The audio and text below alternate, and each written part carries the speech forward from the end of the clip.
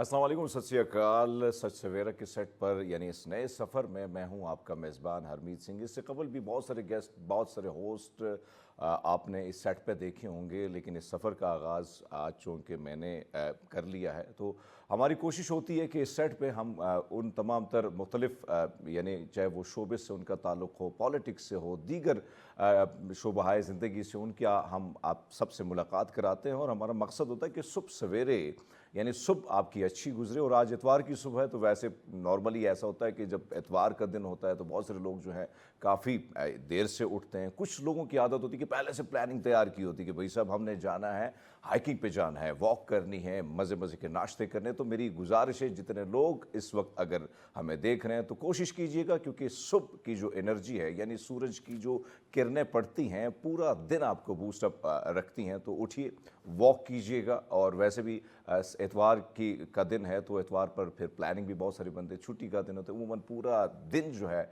यानी पूरा वीक हम ये देखते हैं, इंतज़ार में होते हैं कि वीकेंड कब आएगा। तो इतवार का काफ़ी इंतज़ार होता है। कुछ दोस्त जो हैं वो क्रिकेट खेलने की तरफ जाते हैं। लेकिन हाँ, क्रिकेट की बात हो रही है तो ज़ाहिर बात है आज बहुत बड़ा इवेंट है, मेगा इवेंट है। और अगर हम बात करें इससे कबल जो मैच हुआ, क्योंकि जब भी क्रिकेट की बात आती है तो शायकीन क्रिकेट की अगर हम बात करें तो पाकिस्तान में बहुत बड़ी तादाद पाई जाती है। इसी तरह अगर हम बात करें भारत, और जब भारत और पाकिस्तान का टाकरा हो तो फिर बड़ा इंतज़ार होता है इस मेगा इवेंट के हवाले से। और माजी में भी जब भी टाकरा रहा है भारत और पाकिस्तान का, तो चाहे वो स्टेडियम से बाहर हो, स्टेडियम के अंदर हो, हमने वहाँ पे वहाँ पे जिस किस्म के हालात होते। और आज मैं देख रहा था सुबह सुबह खबरों में जब आ रहा था, मुख्तलिफ न्यूज़ चैनल पे आ रहा था कि इस वक्त टिकट्स की जो प्राइस है वो सबसे ज़्यादा महंगी है। और वहाँ पे रश लग चुका है, यानी टिकट्स पहले से बिक चुकी हैं, चाहे वो इंडियन शायकीन है या पाकिस्तानी है। क्योंकि पूरा इवेंट यानी अगर मैं वर्ल्ड कप की बात करूँ, पूरे इवेंट में इसी मैच का काफ़ी इंतज़ार होता है दोनों को। और ना सिर्फ दोनों को बल्कि दीगर ममालिक के जितने भी लोग हैं, जितने भी शायकीन क्रिकेट हैं, वो भी इंतज़ार करते हैं कि कब पाकिस्तान और भारत का टाकरा होगा। और फिर इसमें जब हार जीत का हो तो फिर सोशल मीडिया पे हम देखते हैं मुख्तलिफ़ किस्म की मीम्स भी बनती हैं। सो आज का ये दिन बड़ा इंपॉर्टेंट है, बड़ा, और पाकिस्तानी टीम के लिए इसलिए अहम है कि क्योंकि अभी आगे फ़ैसला, क्योंकि इसी ये बड़ा फ़ैसला कुन मरहला है कि यहाँ से आगे निकलना है, आगे हमने सुपर 8 में कैसे पहुँचना है। तो बड़ा जो है पाकिस्तान के लिए टफ़ टाइम होगा। एक तरफ हम भारतीय खिलाड़ियों की बात करें, मजबूत बैटिंग लाइन है, तो फिर अगर बॉलिंग की बात करें तो हमारे पास भी ज़बरदस्त किस्म के बॉलर हैं। शहीनशाह अफरीदी की बात करें, दीगर ऐसे बॉलर्स हैं जो टफ़ टाइम भारतीय बैट्समैन को दे सकते हैं। माजी में भी कई वर्ल्ड कप में हमारा आमना सामना रहा है। और जब भी हम तारीख़ के पन्ने खोलते हैं तो उसमें 90s में अगर हम जाएँ तो हमारे जो रिकॉर्ड था वो सबसे ज़्यादा था। लेकिन उसके बाद फिर आहिस्ता आहिस्ता वर्ल्ड कप में हमने वो जीत हासिल नहीं की जो हमें माजी में हमें हासिल हुई। सो बहरहाल आज का दिन बड़ा इंपॉर्टेंट है। और इसके साथ साथ क्रिकेट पर तो बात ही होगी, लेकिन दीगर बहुत सारे इंपॉर्टेंट टॉपिक है। ख़ासकर इस वक्त ख़वातीन की स्किन की बात कीजिए, जल्द की बात की जाए, जैसे मौसम बदलता है, मौसम जैसे बदलता है तो उसके बाद हम देखते हैं बहुत सारे मसाइल जो हैं वो भी साथ में जन्म लेते हैं। और ये जो शुआएँ हैं तेज़ धूप की, सूरज की, उसकी किरणें जो हैं वो भी काफ़ी नुकसानदेह साबित होती हैं। तो उसी पर भी बात करेंगे। साथ साथ हम बात करेंगे एजुकेशन के हवाले से, तालीम में दौरे हाजिर की एजुकेशन और माजी की, और क्या कौन सी तब्दीली इसमें होनी चाहिए, इस पर भी गुफ्तगू होगी। साथ साथ हम बात करेंगे क्लाइमेट चेंज चीज़ पर। इस वक्त मौसमियाती तब्दीलियाँ जिस तेज़ी से हम देख रहे हैं कि बदल रही हैं, चाहे हमने माजी में जिस तरीके से हालात देखे बारिशों, सैलाबों का, और फिर हमने यहाँ पे अगर फोक की बात की जाए, जिस तरह लाहौर में जो सिचुएशन सर्दियों में रही है, तो उस पर भी गुफ्तगू करने के लिए हमारे साथ जो है माहिर जो है जितने भी क्लाइमेट्स के हवाले से जो माहिर हैं वो भी हमारे स्टूडियो में हमारे साथ होंगे, तो उनसे भी हम आपकी मुलाकात कराएंगे। लेकिन बहरहाल अब बात करते हैं क्रिकेट के हवाले से। कुछ झलकियाँ हमारे पास हैं जो हम आपकी नज़र करते हैं। देखिए ये झलकियाँ। इस वक्त आप देख सकते हैं अपनी स्क्रीन पर ये बड़ी मज़े की झलकियाँ जो इस वक्त आप स्क्रीन पर देख रहे हैं। तकरीबन ये 2016 का मैच था, पाकिस्तान और भारत का ये जो टाकरा हो रहा है। लेकिन इसमें भी आप देखें कि बड़ा इंतज़ार था और स्टेडियम भरा था। मुझे आज भी याद है कि टेलीविज़न की स्क्रीन पर हम इसी इंतज़ार में बैठे थे कि हम पाकिस्तान शायद जीत जाएगा, लेकिन इसमें भी हमें हार हुई। फिर 2021 की कुछ झलकियाँ हैं वो देख लीजिएगा।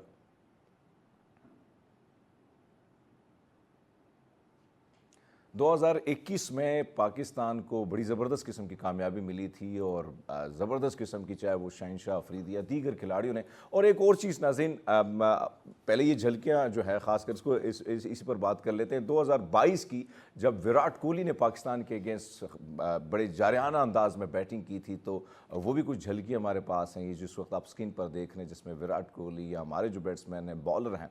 तो उस वक्त अगर हम देखें 2022 में पाकिस्तानी टीम की कारकर्दगी मायूस कुन थी और जिसकी वजह से जो है मैच हमारे हाथ से निकल गया। लेकिन बहरहाल आज का टाकरा बड़ा इंपॉर्टेंट है और इसी पर गुफ्तगू करने के लिए स्पोर्ट्स एनालिस्ट हैं काशिफ शबीर हमारे साथ मौजूद हैं स्काइप पे। काशिफ, बहुत शुक्रिया आपका, कैसे हैं आप? जी, थैंक यू वेरी मच। सब देखने वालों को बहुत बहुत सलाम। काशिफ की अल्लाह आवाज़ का मुझे शुक्र, थोड़ी बिल्कुल सी ठीक कम आ ठाक रही है, है। लेकिन काशिफ आपसे जानना चाहेंगे, आज अगर हम देखें तो बड़ा इंपॉर्टेंट मैच है पाकिस्तान के लिए, इसको कैसे देखते हैं? क्योंकि जिस तरीके से, मैं तो चाहता हूं कि पहले उस पर आप कमेंट्स करें कि हमने जो अमेरिका के साथ मैच था, यानी एक तरफ हम कंपैरिजन करते हैं 1952 में हमारी टीम आई 16 अक्टूबर को और अमेरिका की टीम पहली बार आई, जिसमें बहुत सारे लोग जो हैं नए खिलाड़ी थे, कुछ हमारे गलियों कूचों में खेलते थे टैप बॉल पे, और वो उन्होंने पाकिस्तान को जिस तरीके से शिकस्त दी, उससे काफ़ी शायकीन क्रिकेट जो है पाकिस्तान में जितने दुनिया भर में, वो काफ़ी मायूस हुए हैं। इसको कैसे देखते हैं कि क्या कौन सी कोताहियाँ थी, क्या ऐसी वजूहात थी जिस पर इतना बड़ा अपसेट हुआ? बहुत डिसअपॉइंटमेंट थी जी, इसमें कोई दो राय नहीं है। क्योंकि पाकिस्तान कभी कोई क्रिकेट देखने वाला, क्रिकेट समझने वाला पूरी दुनिया में, चाहे वो किसी भी मुल्क का हो, कोई भी एक्सपेक्ट नहीं कर रहा था कि पाकिस्तान अमेरिका जैसी टीम से हार जाएगा। बिल्कुल। वो भी इस बुरे तरीके से हारेगा। बड़ी डिसअपॉइंटमेंट थी। लेकिन देखें, ये वक्त के साथ साथ ये हमारी टीम इस तरफ जा रही थी, क्योंकि हम बतदरीज टीम जो है वो कमज़ोर से कमज़ोर तक होती जा रही थी। ऐसे बॉलिंग अटैक के साथ 159 को डिफेंड ना करना, कि जिसको दुनिया एक बहुत बड़ा बॉलिंग अटैक समझती है, तो मैं समझता हूँ बड़ी डिसअपॉइंटमेंट थी पाकिस्तान के लिए। लेकिन कुछ टेक्निकल गलतियां थी पाकिस्तान की, जिसकी वजह से हम ये मैच हारे। सबसे पहले तो ये कि हमारा मिडिल ऑर्डर का प्रॉब्लम आज से नहीं है, पिछले को 2-3 सालों से ये प्रॉब्लम चल रहा है, जिसको हम एड्रेस नहीं कर रहे। दूसरी बात ये है कि हमें बॉल जो 11 का कॉम्बिनेशन है वो हमारा ठीक नहीं बनता। पूरी दुनिया जो है वो प्रॉपर स्पिनर के ऊपर रिलाय करती है और स्पिनर्स को अपने साथ टीम का हिस्सा बनाती है। बिल्कुल। पाकिस्तान ने कोई रेगुलर स्पिनर को हिस्सा नहीं बनाया था। हम्म। सारे पार्ट टाइम स्पिनर्स हमने टीम में रखे हुए हैं। हमारी पूरी टीम जो है वो डिपेंड करती है ऊपर के 3 बैट्समैन के ऊपर, रिजवान, बाबर आजम और फखर जमान। बिल्कुल। अगर ये तीनों को स्कोर करते हैं तो टीम का स्कोर बनता है, नहीं करते तो नहीं बनता। उसके अलावा सबसे इंपॉर्टेंट चीज ये है कि हमने पिछले 3 सालों में ये प्रैक्टिस ही नहीं की कि अगर हमें पहले टारगेट रखना पड़ जाए तो हम कितना टारगेट दूसरी टीम को देंगे। आप देखें, आयरलैंड के खिलाफ देख लें तो हम जो है वो टारगेट सेट नहीं कर सके और डिफेंड नहीं कर सके अपने टोटल को। बिल्कुल। अमेरिका के खिलाफ 160 को हम डिफेंड नहीं कर सके, जो कि बहुत अच्छा टोटल था, लेकिन उसके बावजूद काशिफ, हम एक उसको और डिफेंड चीज़, नहीं अब कर ज़ाहिरी सके। बात है आज का जो मैच है बड़ा इंपॉर्टेंट है और हम देख रहे हैं कि स्टेडियम में आपका ज़ाहिरी बात है वहाँ पे जिस तरीके से टिकट्स की प्राइस हाई हो चुकी हैं, रश भी बहुत ज़्यादा है। लेकिन आपसे जानना चाहेंगे कितना इंपॉर्टेंट है आज का इवेंट पाकिस्तान के लिए, और फिर आपको क्या लगता है कि अगर हम रिजवान की बात करें, बाबर की बात करें, या फिर हम उस्मान की बात करें, तो इस वक्त आपको यानी भारत की तरफ भी अगर हम देखें तो बैट्समैन की एक बहुत बड़ी लाइन है, तो क्या जी, हिकमत अमली अपनानी होगी? और फिर सबसे ये जो मेन सवाल यही है कि आया टॉस जीतकर बैटिंग या बॉलिंग, कौन से में ज़्यादा आपको फ़ायदा मिल सकता है? देखें, पहली बात तो ये है कि आईसीसी का पूरा इवेंट एक तरफ हुँ। और पाकिस्तान इंडिया का मैच एक तरफ। ये तो बिल्कुल। पूरी दुनिया जानती है और ऐसे ही हमेशा से होता है, चाहे वो एडवर्टाइजर्स हों, चाहे वो शायकीन क्रिकेट हो, हर एक की नज़र जो है वो इस मैच के ऊपर होती है। तो इस मैच की इंपॉर्टेंस तो बहुत ज़्यादा है। और टिकट आज से नहीं बिकी हुई थी, टिकट हुँ। तो बड़े अरसे पहले से ही टिकट फरोख्त होना बंद हो चुकी थी इस मैच के लिए। तो डेफिनेटली क्राउड पूरा होगा, जैम पैक स्टेडियम होगा इस मैच के लिए। पाकिस्तान को वो प्रेशर भी एब्जॉर्ब करना पड़ेगा। हुँ। यूएसए से हारने के बाद जो पाकिस्तान पे प्रेशर है, पाकिस्तान को वो प्रेशर भी एब्जॉर्ब करके इस मैच में जाना पड़ेगा। जहां तक आपने बात की रिजवान की, बाबर आजम की और ओपनिंग बैट्समैन की, उन पे बहुत ज्यादा रिलाय करेगी पूरी टीम और चाहेंगे हम कि वो अच्छा टोटल पाकिस्तान को दे। اور پھر پاکستان جو ہے وہاں سے آگے سے اچھی بنیاد رکھنے کے بعد آگے چلے. جہاں تک ٹاس کی بات ہے، ڈیفینیٹلی پاکستان اگر ٹاس جیتے گا تو پاکستان کوشش کرے گا کہ پہلے بالنگ کرے اور چیز میں جائے، کیونکہ پاکستان چیز میں اب بہتر ہے as compare to target set کرنے کا. اور جہاں تک ہمارے بالرز کا تعلق ہے، بالرز اس اسٹرینتھ میں نظر نہیں آ رہے، نہ پیس بالرز اس اسٹرینتھ میں نظر آ رہے ہیں، نہ اسپنرز نظر آ رہے ہیں. آپ دیکھیں گے حارث روف جیسا بالر بالکل. یو ایس اے کے خلاف 18 رنز جو ہے وہ ڈیفینڈ نہیں کر سکا اور اس نے 18 رنز دے دیے. تو اس لیے ڈیفینیٹلی کاشف پاکستان کا ایک اور پہلا چیز، اب ٹارگٹ اگر یہی ہم ہوگا. دیکھیں نسیم شاہ کو، جو بالنگ کی آپ نے بات کی، سپن پہ بھی آتے ہیں، لیکن فاسٹ بالنگ پہ بات کی جائے، اگر ہم ان کی سپیڈ کی بات کریں اس میں بھی ہمیں وہ تیزی، وہ پھرتی نہیں دکھائی دی. کیا آپ کو فٹنس، آپ کو لگتا ہے کہ ابھی بھی نسیم شاہ جو ہے وہ فٹنس کا معاملہ جو ہے اس کا ابھی تک بہتر نہیں ہوا؟ فٹنس کے تعلق جو ہے وہ صرف نسیم شاہ کے ساتھ نہیں ہے. مجھے تو یہ لگتا ہی ہے کہ حارث روف 100% ریکور نہیں کیے ہوئے. شاہین شاہ افریدی دیکھیں ریکوری کے بعد ان کی پیس کبھی بھی 145 150 کے قریب نہیں پہنچی، ہمیشہ وہ بھی 130 135 کے لگ بھگ کے بالر رہ گئے ہیں. اسی طریقے سے نسیم شاہ کی بالنگ بھی پیس جو ہے بتدریج کم ہو رہی ہے بڑھنے کی بجائے نسیم شاہ کی انجری کے بعد. تو 100% وہ بھی ریکور نہیں کیے ہوئے. لیکن امپورٹنٹ بات یہ ہے کہ کبھی بھی T20 کے اندر پیس میٹر نہیں کرتا. جی آپ بالکل. کل کا میچ دیکھ لیں آسٹریلیا ورسز انگلینڈ کا، وہاں پر مارک ووڈ جو کہ اب اس وقت فاسٹسٹ بالر ہیں، ان کی بھی بٹائی ہوئی ہے. آپ کو ویریشن لانی پڑے گی، سوئنگ لانی پڑے گی، سیم لانی پڑے گی، تب آپ بیٹسمین کو بیٹ کر سکتے ہیں. صرف پیس کے ساتھ آپ بیٹ نہیں کر سکتے. آج کل اتنی ٹیکنالوجی آ گئی ہوئی ہے، بالنگ مشینز ایسی ہیں کہ جہاں پر 160 165 پہ بیٹسمین جو ہے وہ پریکٹس کرتے ہیں. لیکن اور کاشف ان ایک کے اور لیے چیز، اگر پیس اسپن کی بالکل بات میٹر کی نہیں جائے، کرتی. آپ نے جو بات کی کہ ظاہری بات ہے جس طریقے سے کاکول اکیڈمی میں ہم نے دیکھا کہ ان کی جو ٹریننگ ہوئی اور اس ٹریننگ کا فائدہ نہیں ہوا، بلکہ پتھر چڑھاتے چڑھاتے میرے خیال میں جو ہے سپیڈ ان کی لو ہو گئی ہے. لیکن باجی ایک اور چیز آپ سے جاننا چاہیں گے کہ اس وقت سپنر کے حوالے سے ہم نے ابرار کی بات کی جائے یا عماد وسیم کی بات کی جائے، تو ان کو کیا ادھر بٹھانے کے لیے ہم کیا اس کو ہونا نہیں چاہیے؟ آپ کو لگتا نہیں کہ جس طرح زبردست قسم کی ان کی پرفارمنس رہی ہے ابرار کی، اگر میں بات کروں اسپن کے حوالے سے، تو اس پہ آپ کے کیا کمنٹس ہیں سر؟ دیکھیں پہلی بات تو یہ ہے کہ عماد وسیم تھے وہ انجرڈ تھے، جس کی وجہ سے وہ یو ایس اے کے خلاف میچ نہیں کھیلے.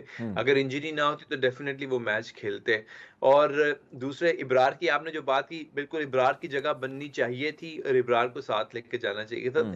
کرکٹ کا کمبینیشن یہ ہوتا ہے کہ آپ کے پاس 5 مستند بالرز ہونے چاہیے، چاہے وہ اسپنر ہو چاہے فاسٹ بالرز ہو، اور آپ کے پاس 5 مستند بیٹسمین ہونے چاہیے اور ایک آل راؤنڈر جو ہے وہ کام کرتا ہے. اگر آپ اس سے کم میں جائیں گے تو پھر آپ کی ٹیم کا کمبینیشن خراب ہو جائے گا. بالکل. پاکستان کو وکٹ کے حساب سے اس ٹیم کا کمبینیشن بنانا پڑے گا اگینسٹ انڈیا، کیونکہ یہ ہمارا بہت کروشل میچ ہے. انڈیا کی بیٹنگ اتنی مضبوط ہے کہ وہاں جب تک آپ کے پاس مستند بالرز نہیں ہوں گے، چاہے وہ پیسرز ہوں چاہے وہ اسپنرز ہوں، آپ انڈیا کی بیٹنگ لائن کو ڈھیر نہیں کر سکتے. آپ کو بڑے ہی احتیاط سے کھیلنا پڑے گا. پاکستان کے لیے یہ ڈو اینڈ ڈائی میچ ہے.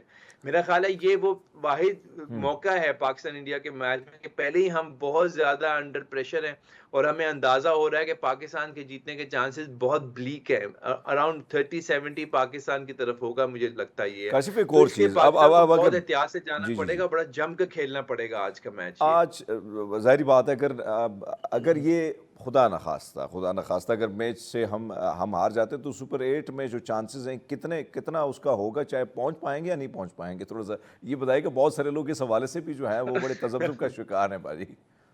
دیکھیں اگر ہم خدا نہ خواستہ یہ میچ ہار جاتے ہیں ہاں تو اس کے بعد پھر وہ اگر مگر والی کہانی شروع ہو جائے گی کہ پاکستان آئرلینڈ کو ہرائے، آئرلینڈ یو ایس اے کو ہرائے اور اتنے معاملہ مارجن سے دعاؤں پہ ہرائے، چل پاکستان جائے گا اتنے پھر. مارجن سے ہرائے، تو پھر پاکستان کے پہنچنے کے چانسز ہوں گے. اور اس سے ایک اور نیگیٹو امپیکٹ یہ ہوگا کہ 26 کا جو ورلڈ کپ ہوگا، پاکستان کو اس کے لیے کوالیفائر بھی کھیلنا پڑے گا. اگر پاکستان ان کیس سپر 8 میں نہیں پہنچتا تو پاکستان کے لیے بہت مورائل کو ڈاؤن کرنے والی بات ہو جائے گی کہ ایسی ٹیم کہ جو دنیا کی نمبر 1 رینکنگ میں بھی گئی ہوئی ہے، ایسی ٹیم جس نے پچھلا ورلڈ کپ کا فائنل کھیلا تھا اگینسٹ انگلینڈ، اس سے پچھلا انہوں نے سیمی فائنل کھیلا تھا، اور وہ ٹیم جو ہے جو ایک وقت پہ نمبر 1 تھی T20 کی، وہ اب اس پوزیشن میں پہنچ گئی ہے کہ اس کو کوالیفائر کھیلنا پڑے گا. بالکل آپ تو کی بات درست ہے پاکستان کی کاشف مینجمنٹ کو کہ یہ ڈو اینڈ ڈائی والا سین ہے پاجی، کھیلنا ہے کرو یا مرو، کیونکہ ظاہری بات ہے نہیں کریں گے تو آگے جی جانا بڑا مشکل ہو جائے گا. بہت شکریہ آپ کا. का, आपने वक्त दिया।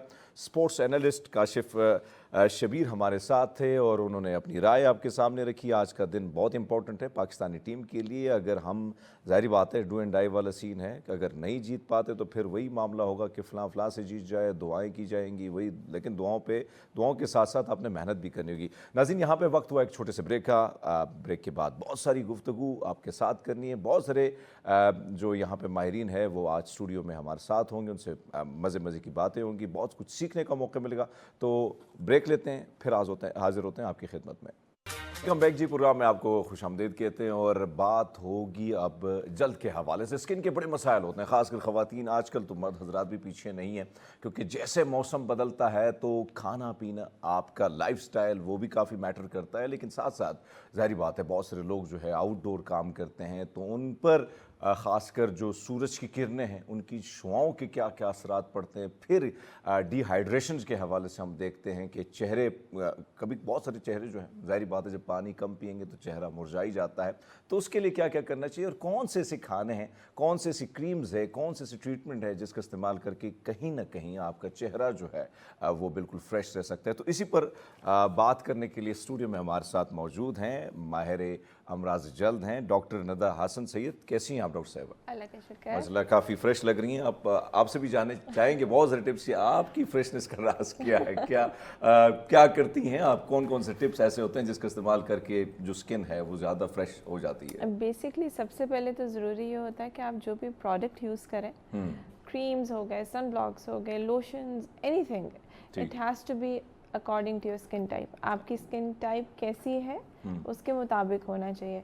अब जनरली हम सोशल मीडिया पे देखते हैं लोग इंडोर्स कर रहे थे ये प्रोडक्ट यूज़ करें, विटामिन सी से ये हो जाएगा, नाइसिनामाइड से ये हो जाएगा, बट विटामिन सी हर किसी को सूट नहीं करेगी। अच्छा। नाइसिनामाइड हर किसी को सूट नहीं करेगी। नहीं, हम तो जो रील्स वगैरह यूट्यूब वगैरह उस पर देख लेते हैं तो हम कहते हैं कि हाँ ये चीज़ को अच्छी है तो ये भी लगा लेते हैं, और फिर उससे क्या होता है कि बेड़ा ही गर्क हो जाता है पूरे चेहरे का। वो इस वजह से होता है, वो ज़रूरी नहीं है कि प्रोडक्ट बुरा हो, वो होता ही है कि आपकी स्किन की रिक्वायरमेंट वो नहीं होती। अच्छा।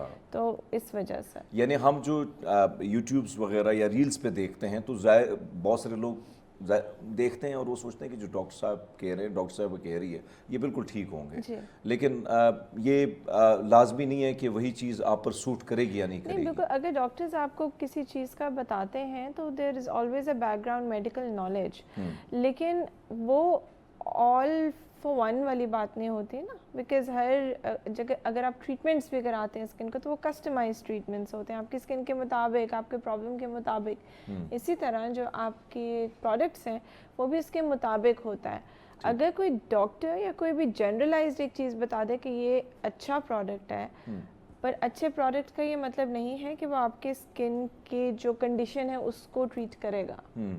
अच्छा, एक और चीज़, इस वक्त ज़ाहिर बात है मौसम गर्मी बड़ी ज़्यादा है, शदीद किस्म की गर्मी है, फिर बहुत सारे इलाकों में ज़्यादा शिद्दत की गर्मी है। स्किन के हवाले से क्योंकि काफ़ी सेंसिटिव होती है स्किन, और मैंने जिस तरह बात की कि ख़वातीन नहीं, आजकल हम सबको फ़िक्र होती है कि भाई हमें थोड़ा सा अच्छा देखना है, क्योंकि ज़ाहिर बात है आपकी पर्सनालिटी जो है काफ़ी, चेहरा काफ़ी मैटर करता है। तो अक्सर हम धूप में निकलते हैं तो सन ब्लॉक का इस्तेमाल होता है, लेकिन जो हम स्टूडियो में काम करने वाले लोग हैं, लाइट्स में या वैसे ऑफिस में काम करने वाले, इनके लिए सन ब्लॉक कितना ज़रूरी है? इनके लिए है ज़रूरी, बिकॉज स्पेशली ये जो लाइट स्टूडियो में होती हैं दे वेरी ब्राइट। घर में इतना ज़रूरी नहीं है। मैं जनरली पेशेंट से यही कहती हूँ कि अगर आपको एक्ने का इशू है जी, और घर में थोड़ा सा अल्ट्रावायलेट रेज होती हैं इस लाइट की, तो एक्ने का इशू है तो don't wear a sun block at home अगर डायरेक्ट सूरज की शुआएं नहीं आ रही। बट अगर मिलाजमा है तो यस, वंस अ डे आप घर में भी लगा लें। मिलाजमा जैसे छाइयाँ पड़ी होती हैं तो आप वंस अ डे घर में भी लगा सकते हैं उसको। वो हर डॉक्टर के अपने इसमें होते हैं, कोई कहता है कि घर में भी लगा के रखें, स्टूडियो में भी आप एक दफ़ा लगा लें तो इट्स बेटर। अच्छा, कम से कम 15 minutes before exposure to the light. अच्छा, वैसे अगर हम देखें ज़्यादातर ख़वातीन, क्योंकि हमने अगर स्टूडियो में बैठना है, मैंने कैमरे के सामने बैठना है तो मैंने भी पफ करना होगा, ज़ाहिर बात है ज़रूरी है, लेकिन ख़वातीन जहाँ पे भी जाएं, वैसे भी जाएं, मेकअप का इस्तेमाल लाजमी होता है, हल्की फुल्की पफ करना या वैसे मेकअप करना। गर्मियों में आप क्या समझती हैं कि मेकअप से कितना नुकसान होता है? अगर ये कितने घंटे इसको रखा जाए तो उसका ज़्यादा नुकसान होगा, या इसको कितना कितना लाइट रखा जाए जिसका कहीं ना कहीं स्किन पर ज़्यादा असरात नहीं हो सकता? लाइट मेकअप तो their different kinds of bases. For example अगर आपकी ऑयली स्किन है ठीक है। और आप बेस लगाते हैं तो कुछ देर के बाद वैसे भी ऑयल निकलना शुरू हो जाता है आपके फेस पे से. तो whatever, एक तो ये कि product has to be very very important, जो it has to be very good. अच्छा प्रोडक्ट यूज़ करें. ये जो हम फॉर एग्जांपल डिफरेंट ब्रांड्स की हम कॉपीज़ यूज़ करते हैं ना, वो नहीं करनी, बिकॉज वो ऑक्सीडाइज होती हैं, आपकी स्किन को डैमेज करती हैं. अच्छा, वो डैमेज अगर अच्छे ब्रांड्स की आप यूज़ करें तो उसमें ये है कि ऑब्वियसली अगर आपका वर्क रिलेटेड इशू है और आपने लगाना ही है मेकअप, तो बहुत ज़रूरी चीज़ यह है कि आप उसकी क्लेंजिंग बहुत अच्छी तरह से करें. जब आप घर वापस जाएं, before you should have a proper night regime, जिसमें आप अपने फेस को मिसलर वाटर से क्लीन करें. उसके बाद उसके अच्छे से according to your face skin type अच्छा, आप अपना फेस वॉश हर एक यूज़ प्रोडक्ट करें. नहीं जो हम उठाते हैं और हम सोचते हैं. नहीं, हर लेकिन product वैसे गुफ्तगू का सिलसिला जारी है कि सवाल मेरे पास बहुत सारे हैं, लेकिन यहाँ पे स्किन के हवाले से एक मोन्टाज हमारे पास है, दिखाते हैं वो नाज़रीन को, फिर गुफ्तगू का सिलसिला जारी रखते हैं.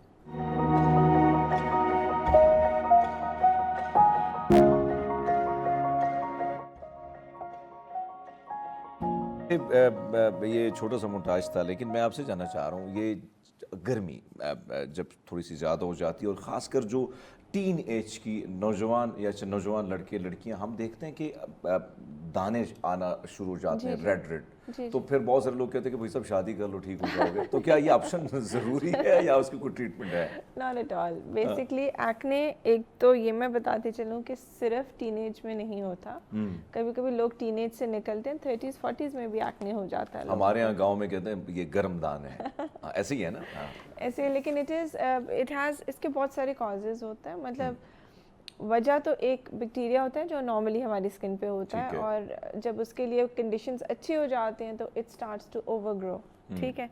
अब आपको फीमेल्स में स्पेशली अगर कोई हार्मोनल इशू है तो एक्ने निकलेगा. मेल्स में वैसे भी जब टीनेज, फिजियोलॉजिकल एक्ने उसको कहते हैं, जब आप टीनेज में जा रहे होते हैं तो एक एक्ने आपका माइल्ड सा ब्रेकआउट होता है. उसके अलावा आपकी डाइट बहुत ज़रूरी होती है इसमें, the kind of foods that you take. आजकल PCOS एक फ़ीमेल में, polycystic ovarian syndrome, polycystic ovaries हो रही हैं, जिसकी वजह से हार्मोन्स डिस्टर्ब हो रहे हैं, जिसकी वजह से एक्ने हो रहा है. उसके अलावा ऑब्वियसली रॉन्ग प्रोडक्ट्स आप यूज़ करें तो एक्ने एग्रवेट होता है. उसके अलावा और भी बहुत सी कॉजेज़ हैं. आपकी डाइट फॉर एग्जांपल, बहुत मीठा खाने से, अगर आपकी एक्ने प्रोन स्किन है तो ये वजूहात हो सकती है. तो उसमें एक और चीज़ जो हम देखते हैं ज़्यादातर हम इश्तिहारात में भी आता है, फिर हम कहते हैं कि भाई साहब मैंने गोरा होना है, गोरा चिट्टा दिखना है, और उसके लिए फिर तरह तरह के फार्मूले जो हैं वो हम देखते हैं, लोग इस्तेमाल करते हैं. मैंने तो देखा है बहुत सारे लोगों ने अपने चेहरे का ना सत्यानाश कर दिया है. क्या वाकई ये जो फार्मूले होते हैं इससे रंग गोरा होता है? अगर गोरा होता है, टेम्पररी होता है, तो फिर इसका नुकसान कितना होता है? जो हमारी फार्मूला क्रीम्स पाकिस्तान में आई हुई हैं, जो पाकिस्तानी फार्मूला क्रीम्स हैं मोस्टली, उसमें बहुत सारे स्टीरॉइड्स डले हुए होते हैं. अच्छा. And then this mercury. Mercury की खासियत ये होती है कि आपकी स्किन को वाइटनिंग करती है. ठीक है. स्टीरॉइड्स जब आप लगाते हैं, आपका एक्ने ख़त्म हो जाता है उसी वक्त, कुछ अरसे के अंदर आपकी वाइटनिंग आनी शुरू हो जाती है, क्योंकि आपके मेलानिन को वो बनने नहीं देता, जो पिगमेंट डार्कनेस जिसकी वजह से आती है ना, उसको वो इनहिबिट करता है. ठीक है. तो बेसिकली जब आप उसको छोड़ते हैं, बिकॉज उसके फिर साइड इफ़ेक्ट्स होते हैं. Mercury is basically a poison at the end of the day. Skin thinning करता है, आपके कोलेजन को ख़त्म करता है. फिर जब आप उसको छोड़ते हैं तो आपके दाने डबल होके वापस आते हैं. आपका मिलाजमा, छाइयाँ जिसके लिए आप यूज़ कर रहे हैं या वाइटनिंग के लिए, तो वो आपके चेहरे पे दाग बनने शुरू हो जाते हैं. और आपके कुछ लोगों के जो हमारे क्लिनिक्स पे आते हैं, ये फार्मूला क्रीम्स यूज़ कर करके इतनी पतली स्किन हुई होती है कि उसको ऑनेस्टली हाथ लगाने से डर लगता है. ऐसे ही होता है बिल्कुल. मैंने तो बहुत सारे, वो मेरे एक पड़ोसी था, मैं उसको कहता था ऐसे नहीं होगा, आप कंपनी से जो है ना नहीं आए गोरे तो टाइम लगेगा, आप कोई इसके लिए कोई और फार्मूला देख लीजिएगा. अब आपसे जानना चाहेंगे एक और चीज़ जो हम इस वक्त देखें, खासकर जो इंजेक्शन वाइटनिंग के हवाले से आए, उसके क्या कोई नुकसानात हैं, या कोई वो आप समझती हैं कि फार्मूलों से बेटर है कि आप उस तरफ चले जाएं? नहीं, मैं ये सोचती हूँ कि एक तो ये FDA ग्लूटाथियोन जनरली यूज़ होता है विद विटामिन सी जो हम इसमें यूज़ करते हैं. फिर इसमें उन्होंने डिफरेंट कंपनीज ने डिफरेंट और भी इंग्रेडिएंट्स डाले हैं. कोलेजन किसी ने डाल दिया, किसी ने विटामिन B12 डाल दिया which actually helps in whitening also. लेकिन उसमें प्रॉब्लम ये है कि ये ग्लूटाथियोन FDA अप्रूव्ड है फॉर समथिंग एल्स, किसी और कंडीशन के लिए. जैसे कीमोथेरेपी जो लोग लेते हैं कैंसर पेशेंट्स, उन इट्स एन एंटीऑक्सीडेंट, आपकी इम्यूनिटी को बूस्ट करता है लेकिन एक खास डोज में. ठीक है. वाइटनिंग में हम बहुत हाई डोजेस करते हैं. ग्लूटाथियोन नॉर्मली हमारी बॉडी में प्रोड्यूस होता है, नॉर्मली भी हमारा लिवर बनाता है, लिवर में वो बनता है. अच्छा. लेकिन जब आप ऊपर से बहुत हाई डोजेस लेंगे ग्लूटाथियोन के, तो it can affect your liver, it can affect your kidneys.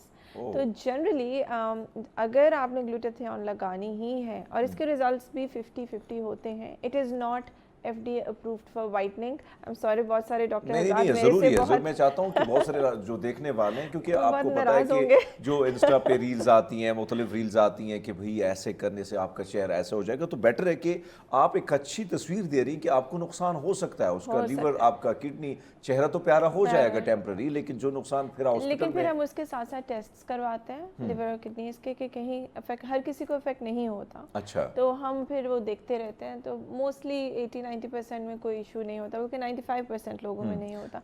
But this is not FDA approved, और इसके जो रिजल्ट्स हैं वो हर बंदे के लिए डिफरेंट है. मे बी आप लगाएं, आपको बहुत फर्क पड़ेगा. अच्छा. मे बी कोई और यहाँ पे ट्राई करूं तो मैं ठीक हूँ वैसे. अच्छा, चलो एक और चीज़ आपसे जानना चाहेंगे. एक और हम देखते हैं नौजवान लड़के लड़कियाँ, यानी अभी उनकी एज शुरू होती है, नौजवानी की दहलीज पर पहुंचे होते हैं, लेकिन हम देखते हैं कि कहीं ना कहीं चेहरा जो है वो थोड़ा सा ज़्यादा एजिड लगना शुरू हो जाता है. इसकी क्या वजूहात होती हैं? क्या खाने पीने में कोई कोताही है, या जो इस वक्त कहा जाता है, आप जैसे बड़े प्यारे प्यारे डॉक्टर साहिबान जो आते हैं, या डॉक्टर साहिबान जितनी भी हैं, वो आते हैं और वो कहते हैं कि पानी ज़्यादा पिया करें. तो मेरे बहुत सारे दोस्त ना वो फिर पीते ही रहते हैं पानी. तो ज़्यादा पुअर पीना चाहिए, या पानी की भी कोई मकदार होनी चाहिए? पानी की भी मकदार होनी चाहिए definitely. 12 to 16 glasses a day is more than enough. 12 ठीक है ज़्यादा. हाँ जी, 12 से 16 कर लें. लेकिन what's important is not just water. आप जो एजिंग आपकी हो रही है वो सिर्फ पानी से नहीं जाएगी ना. एक तो सबसे 2 किस्म की एजिंग होती है. एक इंट्रिंसिक, जो आपकी जेनेटिक एजिंग होती है, उसको हम नहीं चेंज कर सकते because that is in our jeans. Right. जैसे कुछ लोग फैमिलीज में होते हैं, कुछ लोग बहुत लेट एज करते हैं, कुछ लोग जल्दी से. That is genetic. ठीक है. That genes we can not change. एक होते हैं एक्सट्रिंसिक, बाहर के फैक्टर्स, जिसमें आ जाता है स्मोकिंग. आजकल ड्रग अब्यूज़ बहुत ज़्यादा है, अल्कोहल कंजम्पशन जो लोग बहुत ज़्यादा करते हैं. इसके अलावा आपके sleeping patterns, when you sleep at night there is a very good hormone, एक हीलिंग हार्मोन प्रोड्यूस होता है. वो सिर्फ तब प्रोड्यूस होता है जब डार्क हो, जब रात हो और आप टाइम पे सोएं. तो डॉक्टर साहब, वैसे अगर मैं कहूँ मज़े गुफ्तगू का सिलसिला तो जारी है, लेकिन यहाँ प्रोड्यूसर साहब कहते हैं कि भाई साहब आप एक ब्रेक ले लीजिएगा. तो वक्त हुआ एक ब्रेक का, हमारे साथ रहिए, गुफ्तगू का सिलसिला जारी रहेगा. बैक जी प्रोग्राम में एक बार फिर आपको खुशामदीद कहते हैं, और गुफ्तगू का सिलसिला जारी है. बड़े मज़े की मेरे सवालात मैं कोशिश कर रहा हूँ, लेकिन जवाबात बड़े मज़े के हैं. डॉक्टर नज़ा, अगर हम देखें जो आपने बात की, गर्मियों में उमूमन हम एक तरफ तो हम जब सर्दियाँ आती है तो सर्दियों में ये होता है कि बारबेक्यू खाना है, रात को जो है मुख्तलिफ़ किस्म के, ख़ासकर हम बारबेक्यू में बहुत ज़्यादा जाते हैं. गर्मियों में भी मैंने देखा है, और ख़ासकर ये फ़ास्ट फूड का जो रुझान बढ़ रहा है, इसको आप कैसे देखते हैं कि इसका नुकसान कितना ज़्यादा? और फिर गर्मियों में ऐसे कौन से हल्के फुल्के खाने के, मेरी तो आदत है ना, मज़े की चटनी हो और साथ में लस्सी हो और सब्ज़ी हो साथ में.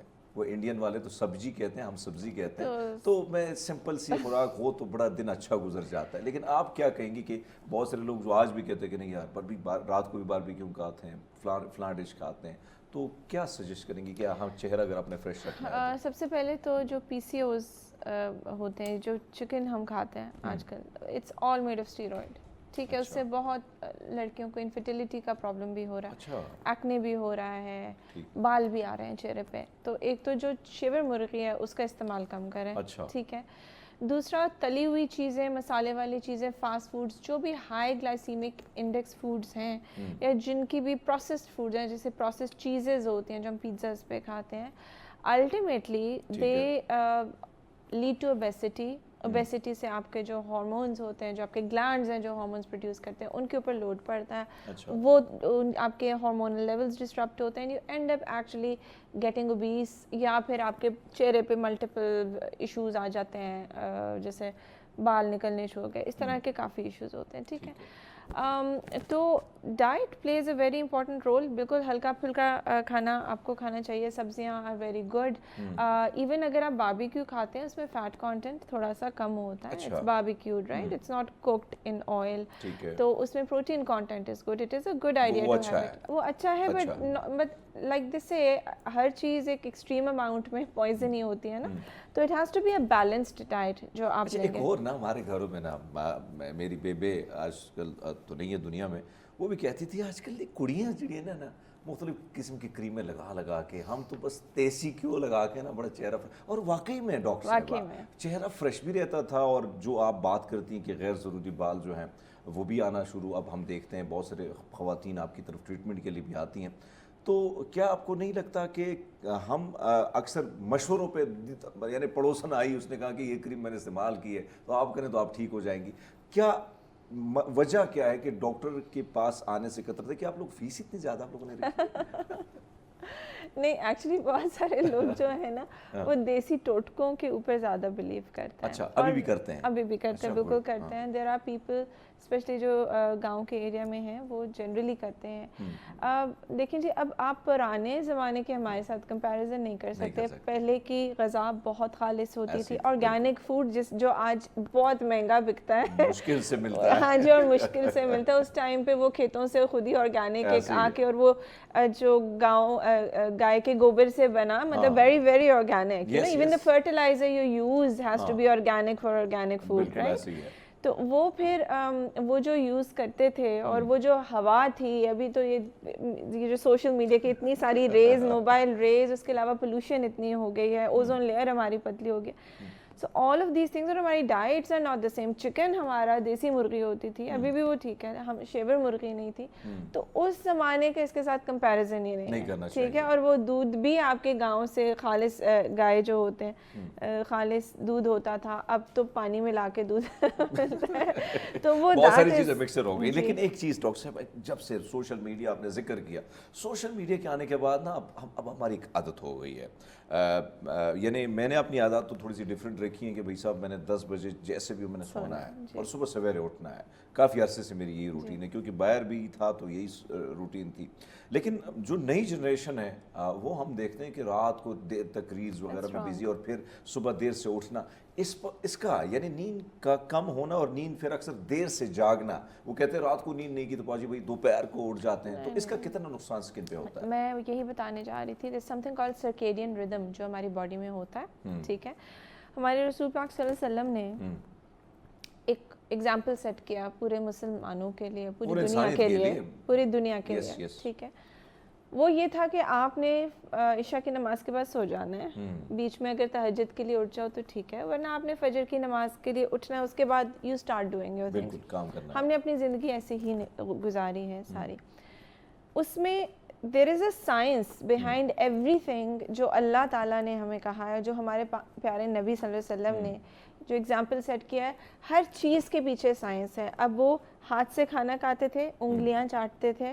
देयर आर सर्टेन एंजाइम्स जो प्रोड्यूस होते हैं दैट हेल्प इन डाइजेशन. बिल्कुल. सो वो एक साइंटिफिकली प्रूवन हो रहा है ना, जो हमारे नबी सल्लल्लाहु अलैहि वसल्लम करते थे. ऐसे ही है. अब अगर वो एक टाइम पे सो रहे हैं, अब उसमें हमारे एक रिदम होता है बॉडी का, वो अच्छे हार्मोन्स होते हैं, good hormones, healing hormones, growth hormones उनको कहते हैं. ये तब प्रोड्यूस होते हैं जब आप सोते हैं, और रात के टाइम पे जब अंधेरा होता है. अगर आप दिन में सोएंगे वो प्रोड्यूस नहीं होंगे, नहीं होगा, ठीक है. That's not gonna happen.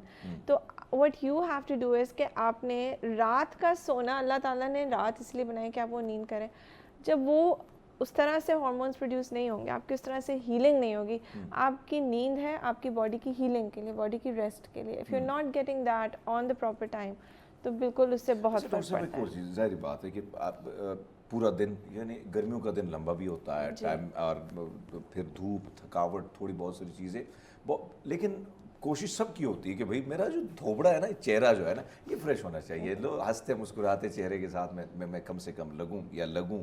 तो क्या आपको नहीं लगता कि जो आपने सन ब्लॉक की बात की, कोई ऐसी चीज़, हम माजी में अर्क गुलाब का बहुत इस्तेमाल होता था, तो उसके कितने फ़ायदे हैं कि अगर इस किस्म की चीज़ें अगर आप इस्तेमाल कर लेते तो चेहरा कहीं ना कहीं फ्रेश जो है वो बरकरार रहती है चेहरे पे। एलोवेरा इज़ सॉरी, ये तो अच्छा है, अर्क गुलाब तो यूज़ कर सकते हैं, थोड़ा सा पानी में मिक्स करके आप यूज़ कर लें, उसके इट्स अ गुड टोनर।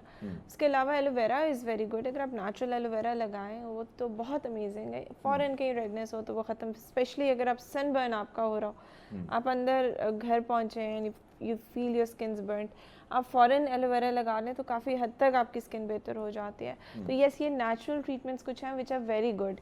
अब फॉर एग्जांपल मेरे पास अक्सर लोग sun block is important, sun block, सिर्फ सन ब्लॉक सारे अल्ट्रावायलेट रेस को नहीं अच्छा, मतलब जिस कंपनी का आप नाम लेंगे उन्होंने मुझे पैसे नहीं दिए हैं, लेकिन बहरहाल मतलब आप सजेस्ट करेंगे वैसे कौन सा ऐसा सन ब्लॉक यानी बाहर के हम इस्तेमाल कर सकते हैं? नाम नहीं, हम अपनी कंपनीज के भी कर सकते हैं, बिकॉज़ ज़्यादा महंगे तो नहीं होते हैं ना, हम भी सोचते हैं ना आजकल महंगाई बड़ी ज़्यादा है। वो हमारे जो बाहर के होंगे वो definitely they are going to be expensive because of the rate of the dollar, because वो इंपोर्ट्स पे पैसे लग जाते हैं, टैक्सेस लगे हुए होते हैं, तो वो तो एक्सपेंसिव होंगे।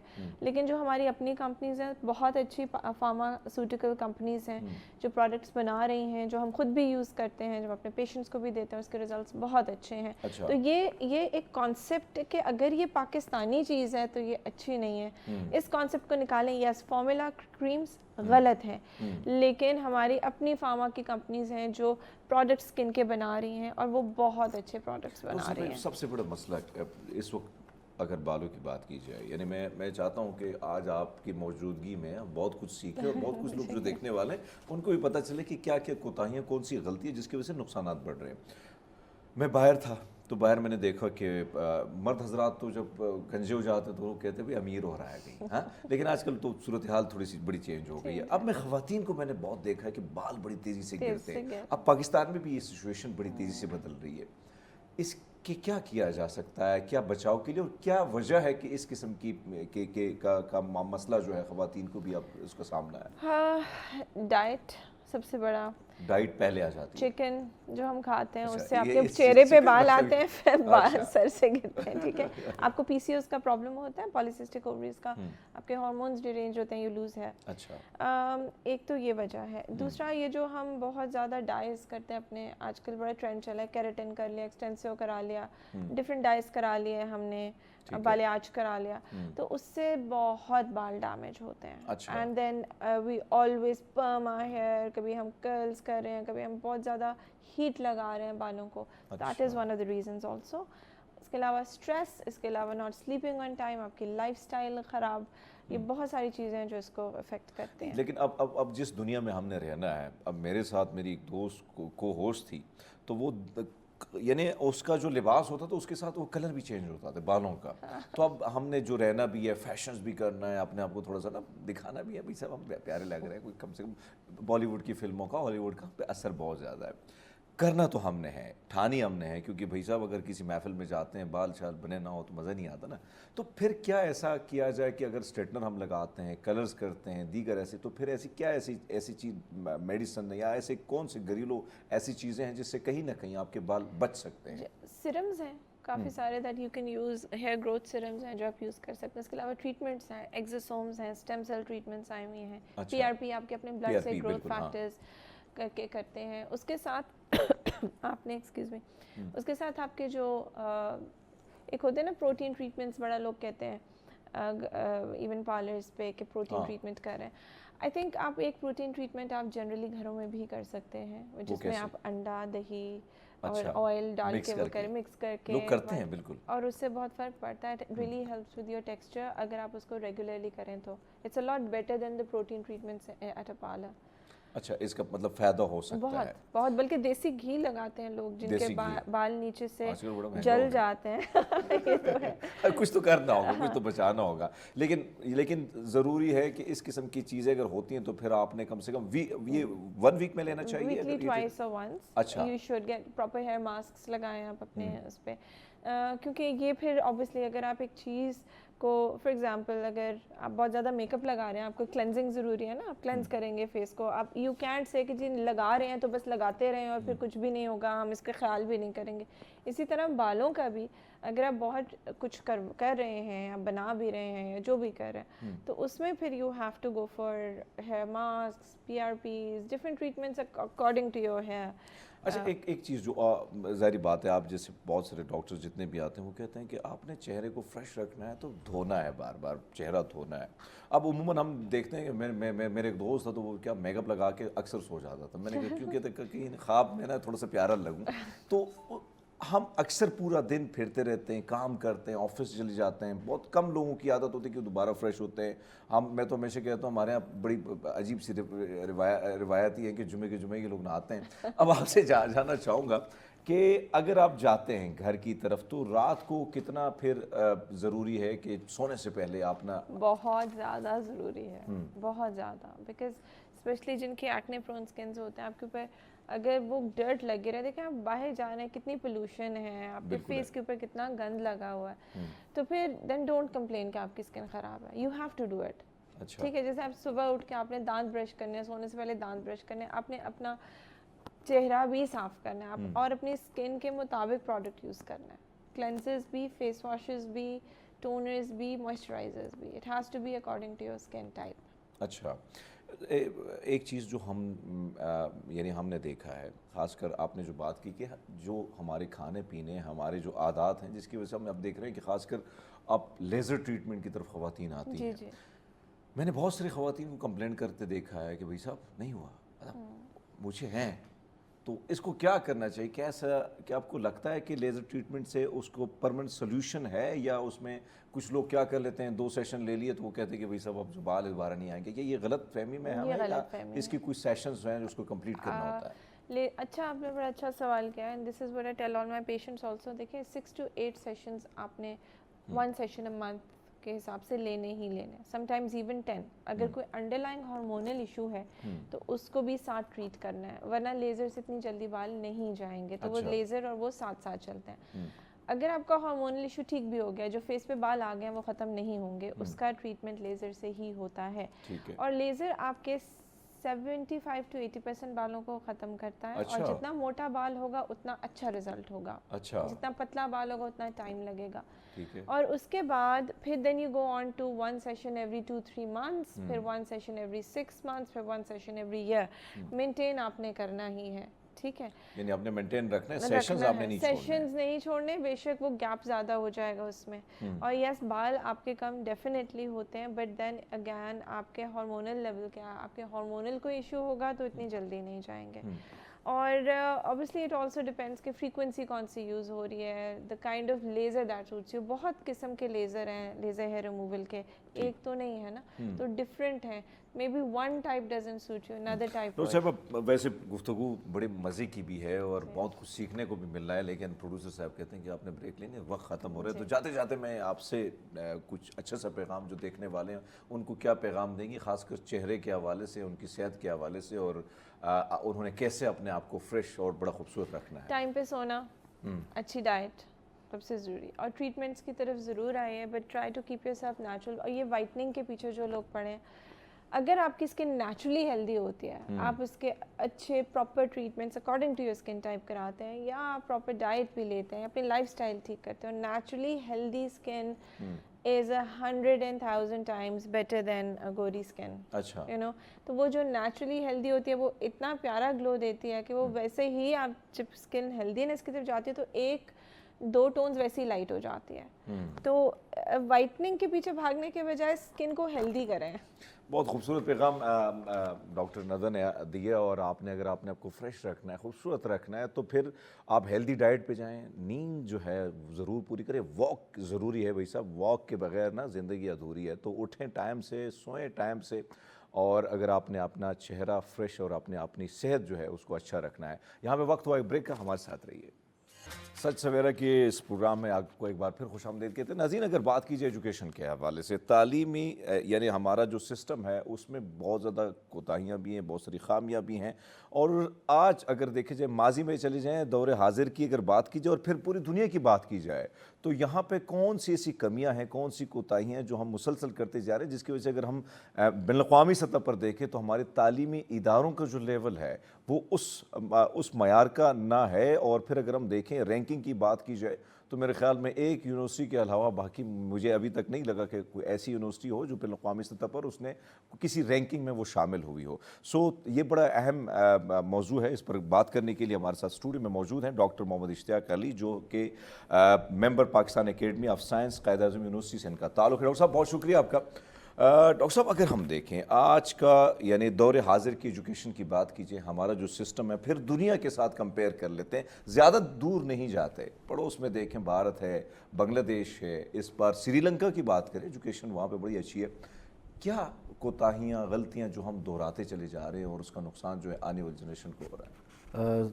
अस्सलाम वालेकुम। सबसे पहले हरमीत, आपका और सच टीवी का शुक्रिया कि आपने ये मौका दिया और ये तालीम के इशू को हाईलाइट करने के लिए आपने यहाँ बात की। देखें, तालीम किसी भी मुल्क की अगर आपने तकदीर बदलनी है तो आपको एक तरबियत और तालीम याफ्ता माशरा बड़ा ज़रूरी है। मैंने यहाँ तरबियत और तालीम याफ्ता दोनों को मिला के जोड़ा। अनफॉर्चुनेटली हमारे जो मौजूदा तालीमी निज़ाम है, वो चाहे स्कूल एजुकेशन हो, कॉलेज एजुकेशन हो या यूनिवर्सिटी एजुकेशन हो, हमारे यहाँ तालीम पे तो फोकस है लेकिन तरबियत का एक फुकदान बहरहाल है। लेकिन ये सिर्फ करिकुलम की हद तक की बात नहीं है। आपकी प्रायोरिटी, आपने पड़ोसी मुल्क की बात की, मैं आपको बताता चलूँ कि आज भी जो हमारा ये बजट आने जा रहा है और पिछले साल का जो बजट हमें दिया गया, पूरे तालीमी सेक्टर के लिए 1.9 लेस देन 2% आपका GDP का था। और उसमें भी अगर हायर एजुकेशन जो यूनिवर्सिटीज़ हैं, मोर देन 250 हमारी यूनिवर्सिटीज़ हैं, उनकी बात करें तो ये हार्डली 0.4 या 0.5 बजट की एलोकेशन है, 65 बिलियन। वो भी अभी पिछले दिनों पहले नीचे कर दिया गया, बजट 25 अरब किया गया, दोबारा 65 अरब पर रिवाइव किया गया। अब आप देखें मौजूदा जो तालीमी दौर जो तकाज़े हैं ग्लोबली, आपका पड़ोसी मुल्क है, बहुत बड़ी आबादी है, वो पिछले 10 साल से GDP का मोर देन 4% इन्वेस्ट कर रहे हैं। आपको प्रायोरिटी देनी पड़ेगी। आप सिर्फ बातों से, तकरीरों से तालीम या एजुकेशन सिस्टम में रिफॉर्म्स नहीं ला सकते। ज़रूर कोताहियाँ होंगी टीचर्स के अंदर, ज़रूर कोताहियाँ होंगी इंफ्रास्ट्रक्चर बाकी चीज़ों के अंदर, करिकुलम के अंदर, लेकिन जो आप बात करते हैं बांग्लादेश की, आप बात करते हैं पर्टिकुलरली इंडिया की या वेस्टर्न कंट्रीज़ की, दो चीज़ें बड़ी इंपॉर्टेंट हैं यहाँ आपको और नाज़रीन को समझने की ज़रूरत है। एक तो जैसे मैंने कहा कि आपको GDP में ज़ाहिर तालीम को प्रायोरिटाइज़ करना है, फंडिंग करनी है, करिकुलम अच्छा देना है। दूसरा जो हमारे यहाँ एक चैलेंज आता है जी, हमारे जो पर्टिकुलरली यूनिवर्सिटीज़ की मैं बात करूँ कि वो मेयार की रिसर्च नहीं है। देखिए, अब आपको मुल्क का इकोसिस्टम देखना पड़ेगा। आप ज़री मुल्क हैं लेकिन आपने पिछले साल $1.25 अरब की गंदम इंपोर्ट की। आपके जो प्रोडक्शन इंडस्ट्री है, जब वो नहीं होगी, इकोसिस्टम ही आपके मुल्क का नहीं है, तो रिसर्च साइंटिस्ट या रिसर्चर ने तो यूनिवर्सिटी में रिसर्च करनी है, लेकिन उसको कमर्शलाइज किसने करना है? तो ये मैं समझता हूँ कि हमें एज अ होल 2-3 चीज़ें जो एक चीज़ जो मैं समझता हूँ कि अगर हम हायर एजुकेशन पे जाते हैं, पहले जाते हैं निचली सतह पे, स्कूलिंग जो हमारी इस वक्त स्कूल का जो सिस्टम है, पूरी दुनिया में अब गैजेट आ गए हैं, डिजिटलाइज सारी चीज़ें हो गई हैं, बैग्स का जो रुझान है वो ख़त्म है, लेकिन मैं छोटे छोटे कंधों पर एक भारी भरकम बैग देखता रहता हूँ और बच्चे जो है बड़ी मुश्किल से चलते हैं। आजकल तो छुट्टियाँ हैं लेकिन गर्मियाँ शुरू होती हैं तो फिर भी अब इसके बाद फिर जुलाई में मेरे ख्याल में छुट्टियाँ ख़त्म होगी बच्चों की, लेकिन ये जो बोझ हमने छोटे नन्हे मुन्ने कंधों पर डाला है, इसका कितना नुकसान और इसका क्या कोई, मैं आपसे जानना चाहता हूँ अपने इल्म के लिए भी कि क्या इसका कोई फ़ायदा यहाँ पर होगा? बिल्कुल, ये बहुत इम्पोर्टेंट आपने इशारा किया। जिस तरह यकीनन देखें, अब आपको ये बड़ा ज़रूरी है, दौर हाज़िर के जो जदीद तकाज़े हैं, यकीनन किताबों का बड़ा अहम किरदार है। स्कूल के अंदर आपको नोट्स भी लेने होते हैं, होमवर्क भी करना पड़ता है, लेकिन सिर्फ बैग की और किताबों और कापियों की तादाद बढ़ाने से बजाय अब आप दुनिया आर्टिफिशियल इंटेलिजेंस में चली गई है। अब आपकी ऑनलाइन लर्निंग है, आपके मॉड्यूल्स हैं, आपकी जो टेक्नोलॉजी है वो इतनी आगे चली गई है। हमारा जो बुनियादी स्कूल सिस्टम है वो आज भी तहकीकी या इंटेलेक्ट पे नहीं जा रहा, वो अभी भी बुकिश और रट्टा सिस्टम 2+2 4 کے اوپر ہی ہم جا رہے ہیں. ہمیں ابھی بھی فوکس, ہمیں یہ بڑا ضروری ہے. آپ دیکھیں کیمبرج سسٹم کی یا جو ہمارا یہ کنونشنل سسٹم ہے, اس کی اپروچ کی بات بڑی امپورٹنٹ ہے کہ یہی ڈفرینس ہمارے سسٹم ہے. اور ابھی بھی آپ یہ دیکھیں کہ ہمارے ہاں بڑا فخر کیا جاتا ہے کہ 1000 میں سے یا 1100 میں سے آپ نے 5 نمبر کم لیے, 1095 نمبر لیے, آپ نے بورڈ ٹاپ کر لیا, اور ہم اس کو بڑا اپریشیٹ کرتے ہیں. وہی بچہ جب آپ کا انٹلیکچولی آپ اس کو دیکھیں, آپ اس کی انالیٹیکل سکلز کی طرف بات کریں, تو ہمیں میرا خیال ہے یہ پوری ری ماڈلنگ. اور سب ایک چیز جو میں نے باہر دیکھی, اور جب میں باہر تھا تو میں نے ایک چیز دیکھی, ایک بچوں کی بکس تھی میرے ہاتھ لگی, اور میں نے جب پڑھی تو وہ بکس ہم جو پڑھتے ہیں تقریباً 9 اور 10 میں پڑھتے ہیں, اور بچوں کو بیسک چیزیں جو ہے وہ وہاں پہ اس ٹائم میں پڑھائی جائے جب سٹیج 3 پہ آپ ہوتے ہیں, یعنی 2-3 سال 3rd کلاس میں آپ پہنچتے ہیں, تیسری جماعت میں پہنچتے ہیں. اس وقت آپ کو کیا لگتا ہے کہ ایک بہت بڑی تعداد پاکستان میں میں نے آپ دیکھیں صرف کے پی کے میں اگر بات کروں تو کچھ ایک بڑی تعداد ہے بچوں کی باہر ہیں, اس طرح پورے پاکستان میں 2-2.5 کروڑ بچہ جو ہے اسکول سے باہر ہے. ایسے میں جو ہمارے سرکاری اسکول ہیں, کیونکہ آج کل جو مہنگائی کا دور ہے, ایجوکیشن یعنی بچے کی معمولی فیس بھی 8,000 9,000 10,000 روپے, یہ عام فیس میں کیا بات کروں, باقی تو مجھے پتا ہے کہ جو بچوں کی فیس ہے وہ کہاں تک پہنچ چکی ہیں. جو ہمارے سرکاری اسکولز ہیں, میں نے دیکھا کے پی کے میں بہت ساری چیزوں میں بہت چیزیں میں نے تبدیلی وہاں دیکھی, یعنی بہت بدلاؤ میں نے دیکھا, مجھے یاد ہے سارا کچھ. لیکن ابھی بھی دیکھیں چیزیں کچھ نہ ہونے کے برابر ہے. آج سائنس اینڈ ٹیکنالوجی کی بات کی تو بیسک چیزیں کون سی ہونی چاہیے جس سے کم سرکاری جو بچہ ہے وہ کہیں نکلتا ہے, کہیں جاتا ہے تو آگے جا کے اس کا فائدہ ہو سکے, کون سی ایسی چیزیں ہونی چاہیے؟ دیکھیں ایک تو سب سے پہلے آپ نے جیسے نصاب کی بات کی, کریکولم کو ڈیولپ کرنے کی ضرورت ہے, اور ہمیں اس کو ان اجزاء کو اس کے اندر ڈالنے کی ضرورت ہے کہ آپ کی جاب مارکیٹ کی نیڈز کیا ہیں. اب ہم بچے کو ایک وہی رٹایا سلیبس پڑھا رہے ہیں, ہمیں یہ نہیں پتہ کہ موجودہ دور کی ریکوائرمنٹس کیا ہیں. ٹیکنالوجی اورینٹڈ دور ہے آپ کا, آرٹیفیشل انٹیلیجنس بیسڈ دور ہے آپ کا, کریٹیویٹی مطلب آپ کو سلیبس کے اندر ڈالنی ہے. سلیبس کریکولم کے ساتھ دوسری امپورٹنٹ چیز حرمیت جو میں سمجھتا ہوں وہ ٹیچرز کی ٹریننگ کی ہے. آپ نے پہلے بات کی نا کہ ہمارا تعلیمی نظام کیوں نہیں بدل رہا. اگر آج بھی ہمارے جو مور دین 2 ملین اگر بچے ہائر ایجوکیشن میں ہیں یا اراؤنڈ 15 لاکھ ٹیچرز ہیں, یہ واحد پروفیشن ہے جو آج آپ ایڈورٹیزمنٹ آتی ہے, آپ سلیکٹ ہوتے ہیں اور دوسرے دن آپ بچوں کے سامنے جا کے ان کی تربیت شروع کر دیتے ہیں. آپ کی پولیس سروس کی اکیڈمی ہے, آپ کی آرمی کی اکیڈمیز ہیں, آپ کی کوئی بھی پرائیویٹ سیکٹر ہے, ہر ایک جگہ ٹریننگ دی جاتی ہے. یہ بڑا امپورٹنٹ ہے کہ ہمیں استاد کو وہ پرائمری سطح پہ ان کی ریگولر مینڈیٹری ٹریننگز کی جائیں اور ان کی پروموشن سے لنکڈ ہوں, ان کی پرفارمنس سے لنکڈ ہوں. ان کو بتایا جائے کہ اب یہ زیادہ ہوم ورک دینا یا بچے کو ڈانٹنا یا بچے کو وہ رٹائے وہی پرانا سلیبس وہی باتیں بتانا. اب دنیا بہت آگے نکل گئی ہے, ان کو ٹیکنالوجی اورینٹڈ, اور یہ کوئی ایسی نئی بات نہیں کر رہا, ہر بندے کے پاس موبائل ہے. آپ سمجھتے ہیں کہ جو ٹیچر ہے, یعنی جس طریقے سے مختلف اکیڈمیاں بنی ہیں, ان کی باقاعدہ ٹریننگ ہوتی ہے, ان کو بھی ٹریننگ ہونی چاہیے. اور کیونکہ ہم نے ابھی لاسٹ ٹائم میں کچھ اسٹرائکس میں نے دیکھی یہاں پہ پریس کلب میں, اور آپ کو پتہ ہے میں ایک رپورٹر آدمی, تو وہاں سے جب میں نے کچھ سوال پوچھے تو بہت سارے اساتذہ جو تھے ان کے اسپیلنگ کا نہیں پتا تھا. تو یہ جو معیار ہے ہم نے, یعنی مجھے یاد ہے ایک وقت ایسا تھا, یعنی استاذ کا بہت بڑا رتبہ ہے پوری دنیا میں, یعنی وہاں جس طریقے سے رسپیکٹ دی جاتی ہے. انفارچونیٹلی پاکستان میں ویسا نہیں ہے, لیکن ہمارے ہاں ایسا ہوتا تھا کہ جو بے روزگار ہوتا تھا اس کو کہتا ہے آپ ٹیچر ہی بن جاؤ, پی ٹی سی ٹیچر بن جاؤ, سٹی ٹیچر بن جاؤ. یہ طریقہ اب تو چیزیں چلو بدل گئی ہے. ہمارا اب ہائر ایجوکیشن پہ آتے ہیں. آپ نے جو بجٹ کی بات کی, تو چلو جو تعلیمی اس وقت کتنا ضروری ہے کہ آپ نے ان پر لگانا ہے تاکہ آپ کا نیا برین پیدا ہو اور اس ملک کے لیے کچھ کرے.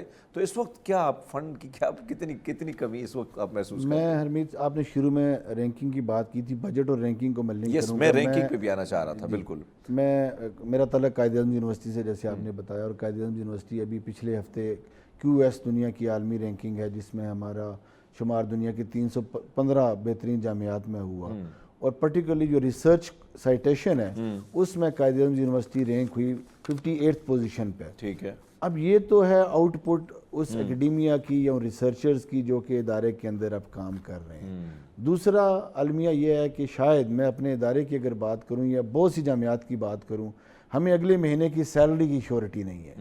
ہمیں مطلب قائد اعظم یونیورسٹی پاکستان کی نمبر 1 یونیورسٹی ہے, میں وہاں کی آپ کو بتا رہا ہوں کہ ہمیں شاید اگلے 2-3 مہینے کی سیلریز کے حوالے سے پریشانی ہے، کیونکہ انفلیشن اتنی ہو چکی ہے، ہم سرکاری ادارہ ہوتے ہوئے فی نہیں بڑھا سکتے. گورنمنٹ کی طرف سے ظاہر ہے فنڈنگ جو آج سے 2018 میں اگر ایک جو فنڈنگ آتی تھی آج وہیں ہے، لیکن آپ اس کے ساتھ سروسز، بجلی، فیول کی کاسٹ اور باقی یوٹیلیٹیز کی کاسٹ دیکھیں کتنی بڑھ گئی ہے. اب جو پبلک سیکٹر یونیورسٹیز ہیں وہ نو پروفٹ ماڈل پہ چلتی ہیں. پرائیویٹ سیکٹر ایون مطلب آپ کو یہ بڑا ضروری ہے کہ تعلیمی بجٹ کو آپ کو 4% تک لے کے جانا. تعلیمی ایمرجنسی کی پرائم منسٹر صاحب بات کرتے ہیں، ہر دور میں ہم نے دیکھا، ہم اسٹوڈنٹس تھے، تعلیمی ایمرجنسی کی پولیٹیکل سکورنگ کے لیے بات کی جاتی تھی. میں آپ کے پروگرام کے توسط سے پرائم منسٹر صاحب سے بھی گزارش کروں گا اور تمام سی ایم سے ظاہر ہے کہ وہ تعلیم کو صرف نعرے کی حد تک پرائیورٹی نہ دیں. پرٹیکولرلی میں ہائر ایجوکیشن کی بات کروں، ہماری یونیورسٹیز کا پوٹینشیل بہت ہے. آپ موجودہ رینکنگ بھی اٹھا ڈاکٹر صاحب میں رینکنگ کی طرف جو آپ نے بات کی، اگر ہم دیکھیں پاکستان میں تقریباً 245 کے قریب ہوں گی یہ تعلیمی ادارے یونیورسٹیز کی. اگر میں بات کروں پرائیویٹ سیکٹر میں، گورنمنٹ سیکٹر میں، قائد اعظم یونیورسٹی کے علاوہ میں رینکنگ میں اگر عالمی سطح پر دیکھوں، پاکستان میں تو چلو ان کی آئی جاتی ہے، لیکن عالمی معیار پر ابھی تک ہم کیوں پورا نہیں اتر رہے ہیں؟ کیا اس کی کیا وجوہات ہیں؟ اچھا، پاکستان میں 2-3 یونیورسٹیز ہیں جو ظاہر ہے جس طرح آپ نے کہا قائد اعظم یونیورسٹی کافی ٹائم سے ٹائمز کے اندر بھی اور کیو ایس کے اندر بھی نمبر 1 رینک ہے، اور اس کے علاوہ 1-2 نس یونیورسٹی ہے، پنجاب یونیورسٹی، کچھ اور یونیورسٹیز ہیں. لیکن وجہ کیا ہے کہ اتنی زیادہ یہ تعداد کیوں نہیں ہے؟ ہمارے پڑوس میں اگر انڈیا کی ہم بات کریں تو 67 یونیورسٹیز ہیں جو اس دفعہ رینک ہوئی. ہماری 14 یونیورسٹیز اس دفعہ رینک ہوئی. دیکھیں اگین آپ کو یہ بڑا امپورٹنٹ ہے کہ جب یونیورسٹیز کے اندر آپ کو پریشانی یہ ہوگی کہ آپ کے ایکسپینس اور سیلریز کیسے پوری ہوں گی. پرٹیکولرلی میں پبلک سیکٹر یونیورسٹیز کی بات کر رہا ہوں. آپ کی یونیورسٹی کی رینکنگ کے ڈفرینٹ کرائٹیریاز ہیں. ایک کرائٹیریا آپ کی یونیورسٹی کی اکیڈیمک ریپوٹیشن ہے، امپلائر ریپوٹیشن ہے. سب سے بڑا جو امپورٹنٹ فیکٹر ہے وہ ریسرچ سائٹیشن ہے. ریسرچ کبھی بھی نہیں ہو سکتی جب تک آپ کی ریسرچ لیبارٹریز نہ ہوں.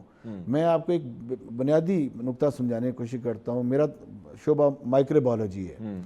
اب ہم صرف ایک بیکٹیریا کو یا ایک بیسک ایکسپیریمنٹ بھی اگر ہم کرتے ہیں نا، اس کی بھی کاسٹ کم از کم تقریباً 1.5 سے 2 لاکھ کی ایک کاسٹ بنتی ہے، وہ کیمیکلز اور تمام چیزیں ملا کے.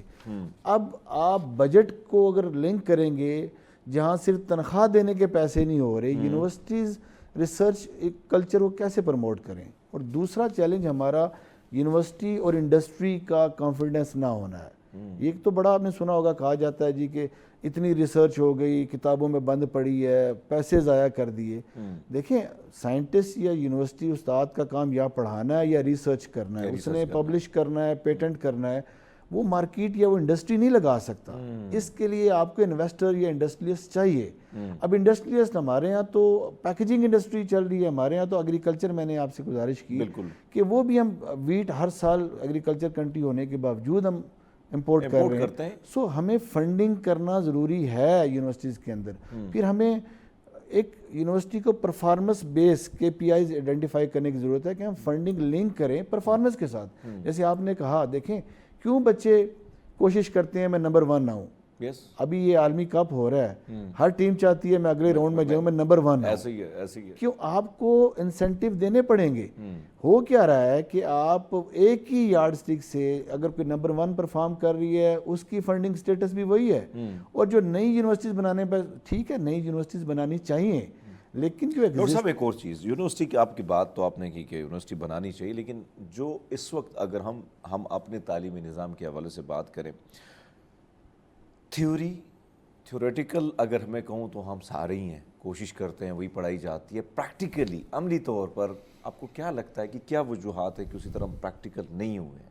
وہ بھی آپ کو یہی لگتا ہے کہ فنڈنگ کی کمی ہے، یا کہیں نہ کہیں عدم دلچسپی کے باعث ہی سب کچھ ہو رہا ہے، یا آپ کو کوئی ایسی چیز جو میں چاہتا ہوں کہ کم سے کم یہ پیغام جو دیکھنے والے ہیں، وہ بیٹھے ہیں مختلف منصبوں پہ بیٹھے لوگ ہیں، ان تک بھی پہنچے؟ دیکھیں جو عمل کی بات ہے اس میں ہم سب شامل ہیں. میں سب سے پہلے بحیثیت استاد سمجھتا ہوں کہ مجھے دور حاضر کے مطابق اپنے آپ کو اڈاپٹ کرنے کی ضرورت ہے. میری ٹریننگ کی ضرورت ہے. مجھے وہ کنونشنل میتھڈالوجی سے ہٹ کے موجودہ دور کی نیڈز کو، بچوں کی، دیکھیں اب وہ جو اسٹوڈنٹ یونیورسٹی میں آ رہا ہے یہ وہ اسٹوڈنٹ نہیں ہے، یہ AI جنریشن کا بچہ ہے. ہم اس کو اب وہ رٹی رٹائی چیزیں نہیں بتا سکتے, ہم اس کے کنسیپٹس کو وہاں نہیں لے کے جا سکتے. پریکٹیکلی ہمیں چیزوں کو آل ٹوگیدر تمام سیکٹرز کو, وہ گورنمنٹ کی فنڈنگ ہے, وہ ہمارا نصاب ہے, وہ ہمارے ٹیچرز کی ٹریننگ ہے, وہ ہماری انڈسٹری پرائیویٹ پارٹنرشپ ہے, ان تمام چیزوں کو امپروو کرنے کی ضرورت ہے, ادروائز یہ مشکل ہوگا. ڈاکٹر صاحب آپ نے بڑی زبردست بات کی کہ ان ساری چیزوں کو امپروو کرنے کی ضرورت ہے, ماضی میں نہیں بلکہ آگے دیکھنا ہوگا. ناظرین یہاں پہ ایک وقت ہوا ہے بریک کا, ہمارے ساتھ رہیے. ویلکم بیک جی ناظرین, آپ کو پھر ایک بار خوش آمدید کہتے ہیں سچ سویرا کے سیٹ پہ, اور بات ہو رہی ہے تعلیم کے حوالے سے. دور حاضر کی اور دور ماضی کی اگر بات کریں تو ماضی سے تو نکلنا ہوگا, آگے کی طرف سوچنا ہوگا. تو اسی پر گفتگو کو سلسلہ ڈاکٹر صاحب کے ساتھ جاری ہے. ڈاکٹر اشتیاق ہمارے ساتھ ہی موجود ہیں. ڈاکٹر صاحب اب جو سب سے بڑا گلہ ہے تعلیمی اداروں سے, میں بھی بات مختلف شوز پہ کرتے رہتا ہوں, بہت سارے نوجوان جو ہے وہ بھی یہ گلہ کرتے رہتے ہیں. پہلے اس پہ آتے ہیں کہ ہماری جو یونیورسٹیز ہیں, جتنی تعلیمی ادارے ہیں, وہاں سے جو ہم پیدا کر رہے ہیں وہ جاب سیکر ہی پیدا کر رہے ہیں. کیوں جاب ہم دوسروں کو ایسے لوگ پیدا کریں کہ وہ لوگوں کو جاب دیں, آگے مارکیٹنگ کریں, آگے نئے نوجوانوں کو جو ہے وہ چانس دیں زندگی میں آگے بڑھنے کے لیے.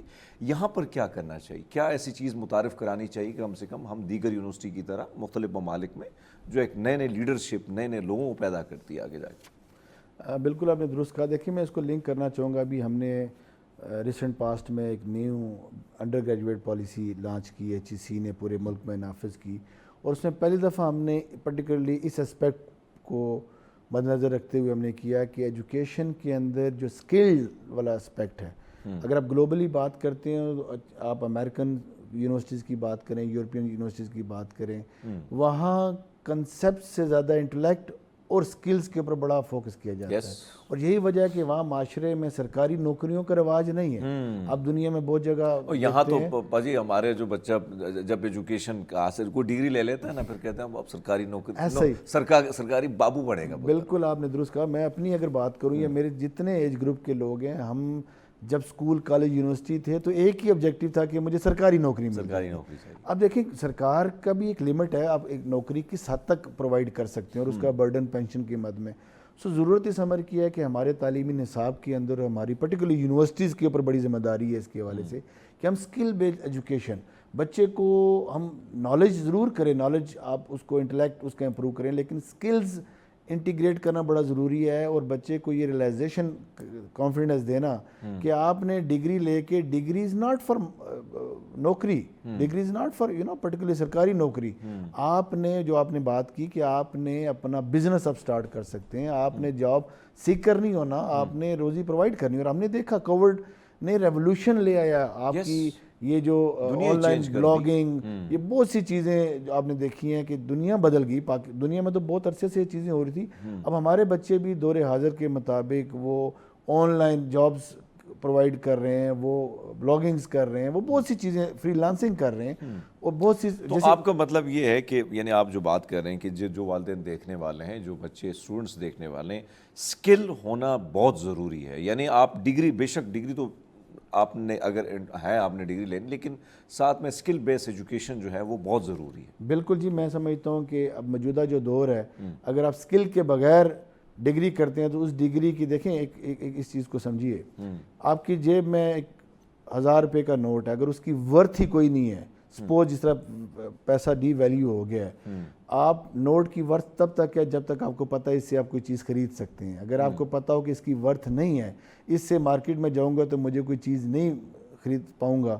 اسی طرح ڈگری بغیر سکل کے, اگر سکل نہیں ہے بچے کے پاس, اس کی انٹلیکچوئل کیپیبلٹیز ٹھیک نہیں ہے, تو وہ ڈگری ظاہر ہے جب آپ گلوبل مارکیٹ ہے, کمپٹیشن بڑا ہے, وہاں بہت مشکل ہے کہ آپ, ادروائز پھر ہم وہی نوکری والا کنسیپٹ رہ جائے گا. ڈاکٹر صاحب ایک طرف تو نوکری کا معاملہ ہے, پھر دوسری طرف اگر ہم دیکھیں جو تعلیم, ہماری ایجوکیشن, سوالات بہت سارے ہیں اور اس کے جوابات بھی آپ دے دیں گے, لیکن پھر اگر ہم بنیادی طور پر اگر ہم جائیں, اکثر ہم دیکھتے رہتے ہیں, یعنی بہت سارے تعلیمی اداروں کی طرف سے جب گزرتے ہیں شاہراہوں پہ تو پتہ چلتا ہے کہ اندر کوئی گروپس ہیں لڑ پڑے ہیں. پشاور میں جو ویڈیوز ہمارے سامنے ہیں, ادھر مختلف آپ کی تعلیمی اداروں میں بھی سے چیزیں ہم نے دیکھی ہے. کیا وجہ ہے کہ ایک ایکسٹریمزم لیول پر ایک آج کا طالب علم اس لیول تک پہنچنے کی وجوہات کیا ہیں اور اس کو کیسے کنٹرول کیا جا سکتا ہے؟ ماضی میں ہم نے دیکھا یونینز ہوتی تھی، مختلف لیڈرز، بہت بڑے بڑے لیڈرز میں سمجھتا ہوں کہ ان تمام تر یونیورسٹیز سے نکلے ہیں جنہوں نے سرو کیا ہے عالمی سطح پر، پاکستان بین الاقوامی اور قومی سطح پر. تو کتنا ضروری ہے وہ ماضی اور آج ایکسٹریمزم کے لیول پہ ہم پہنچ گئے؟ بالکل یہ بہت امپورٹنٹ اسپیکٹ ہے اور ہم نے ریسنٹ پاسٹ میں اپنے پورے پاکستانی سیٹ میں یہ دیکھا. اب بنیادی سوال یہ ہے کہ یہ نوبت آئی کیوں؟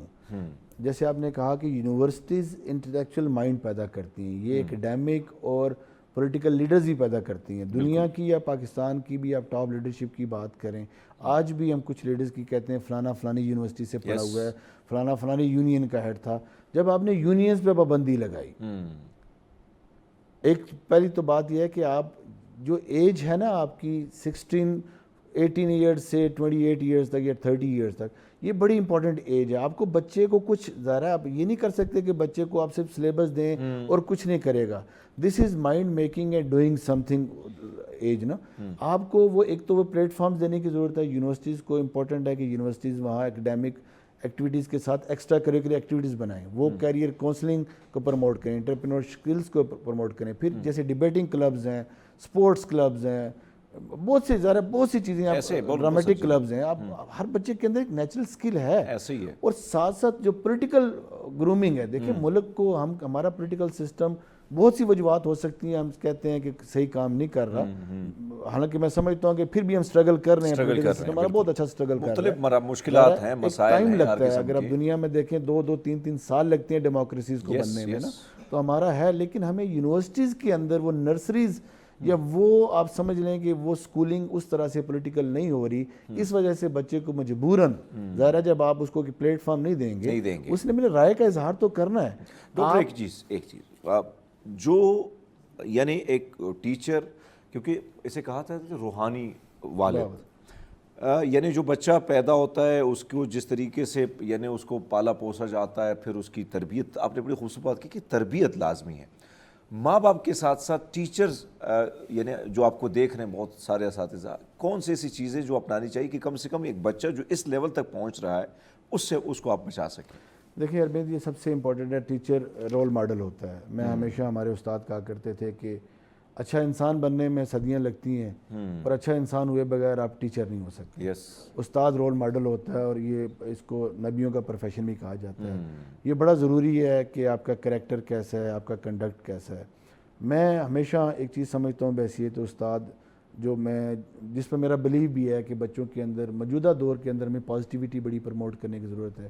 یہ جو معاشرے کے اندر میں پچھلے سوال سے لنک کروں، جو ایکسٹریمزم ہے نا، اس کی ایک ہی طریقے سے آپ نے بچوں کو ہوپ دینی ہے، بچے کو امید دینی ہے. دیکھیں چیزیں بہت سی ہیں، معاشرے میں خرابیاں ہیں.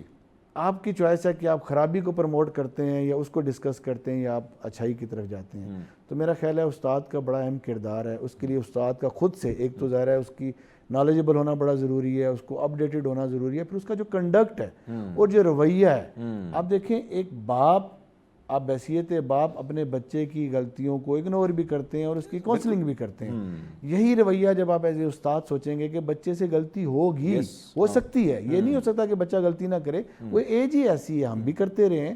جو آپ نے دیکھا جس طرح یہ ابھی ایک اور یونیورسٹی میں KP میں ہوا، نوجوان تھا، رباب لے کے آیا.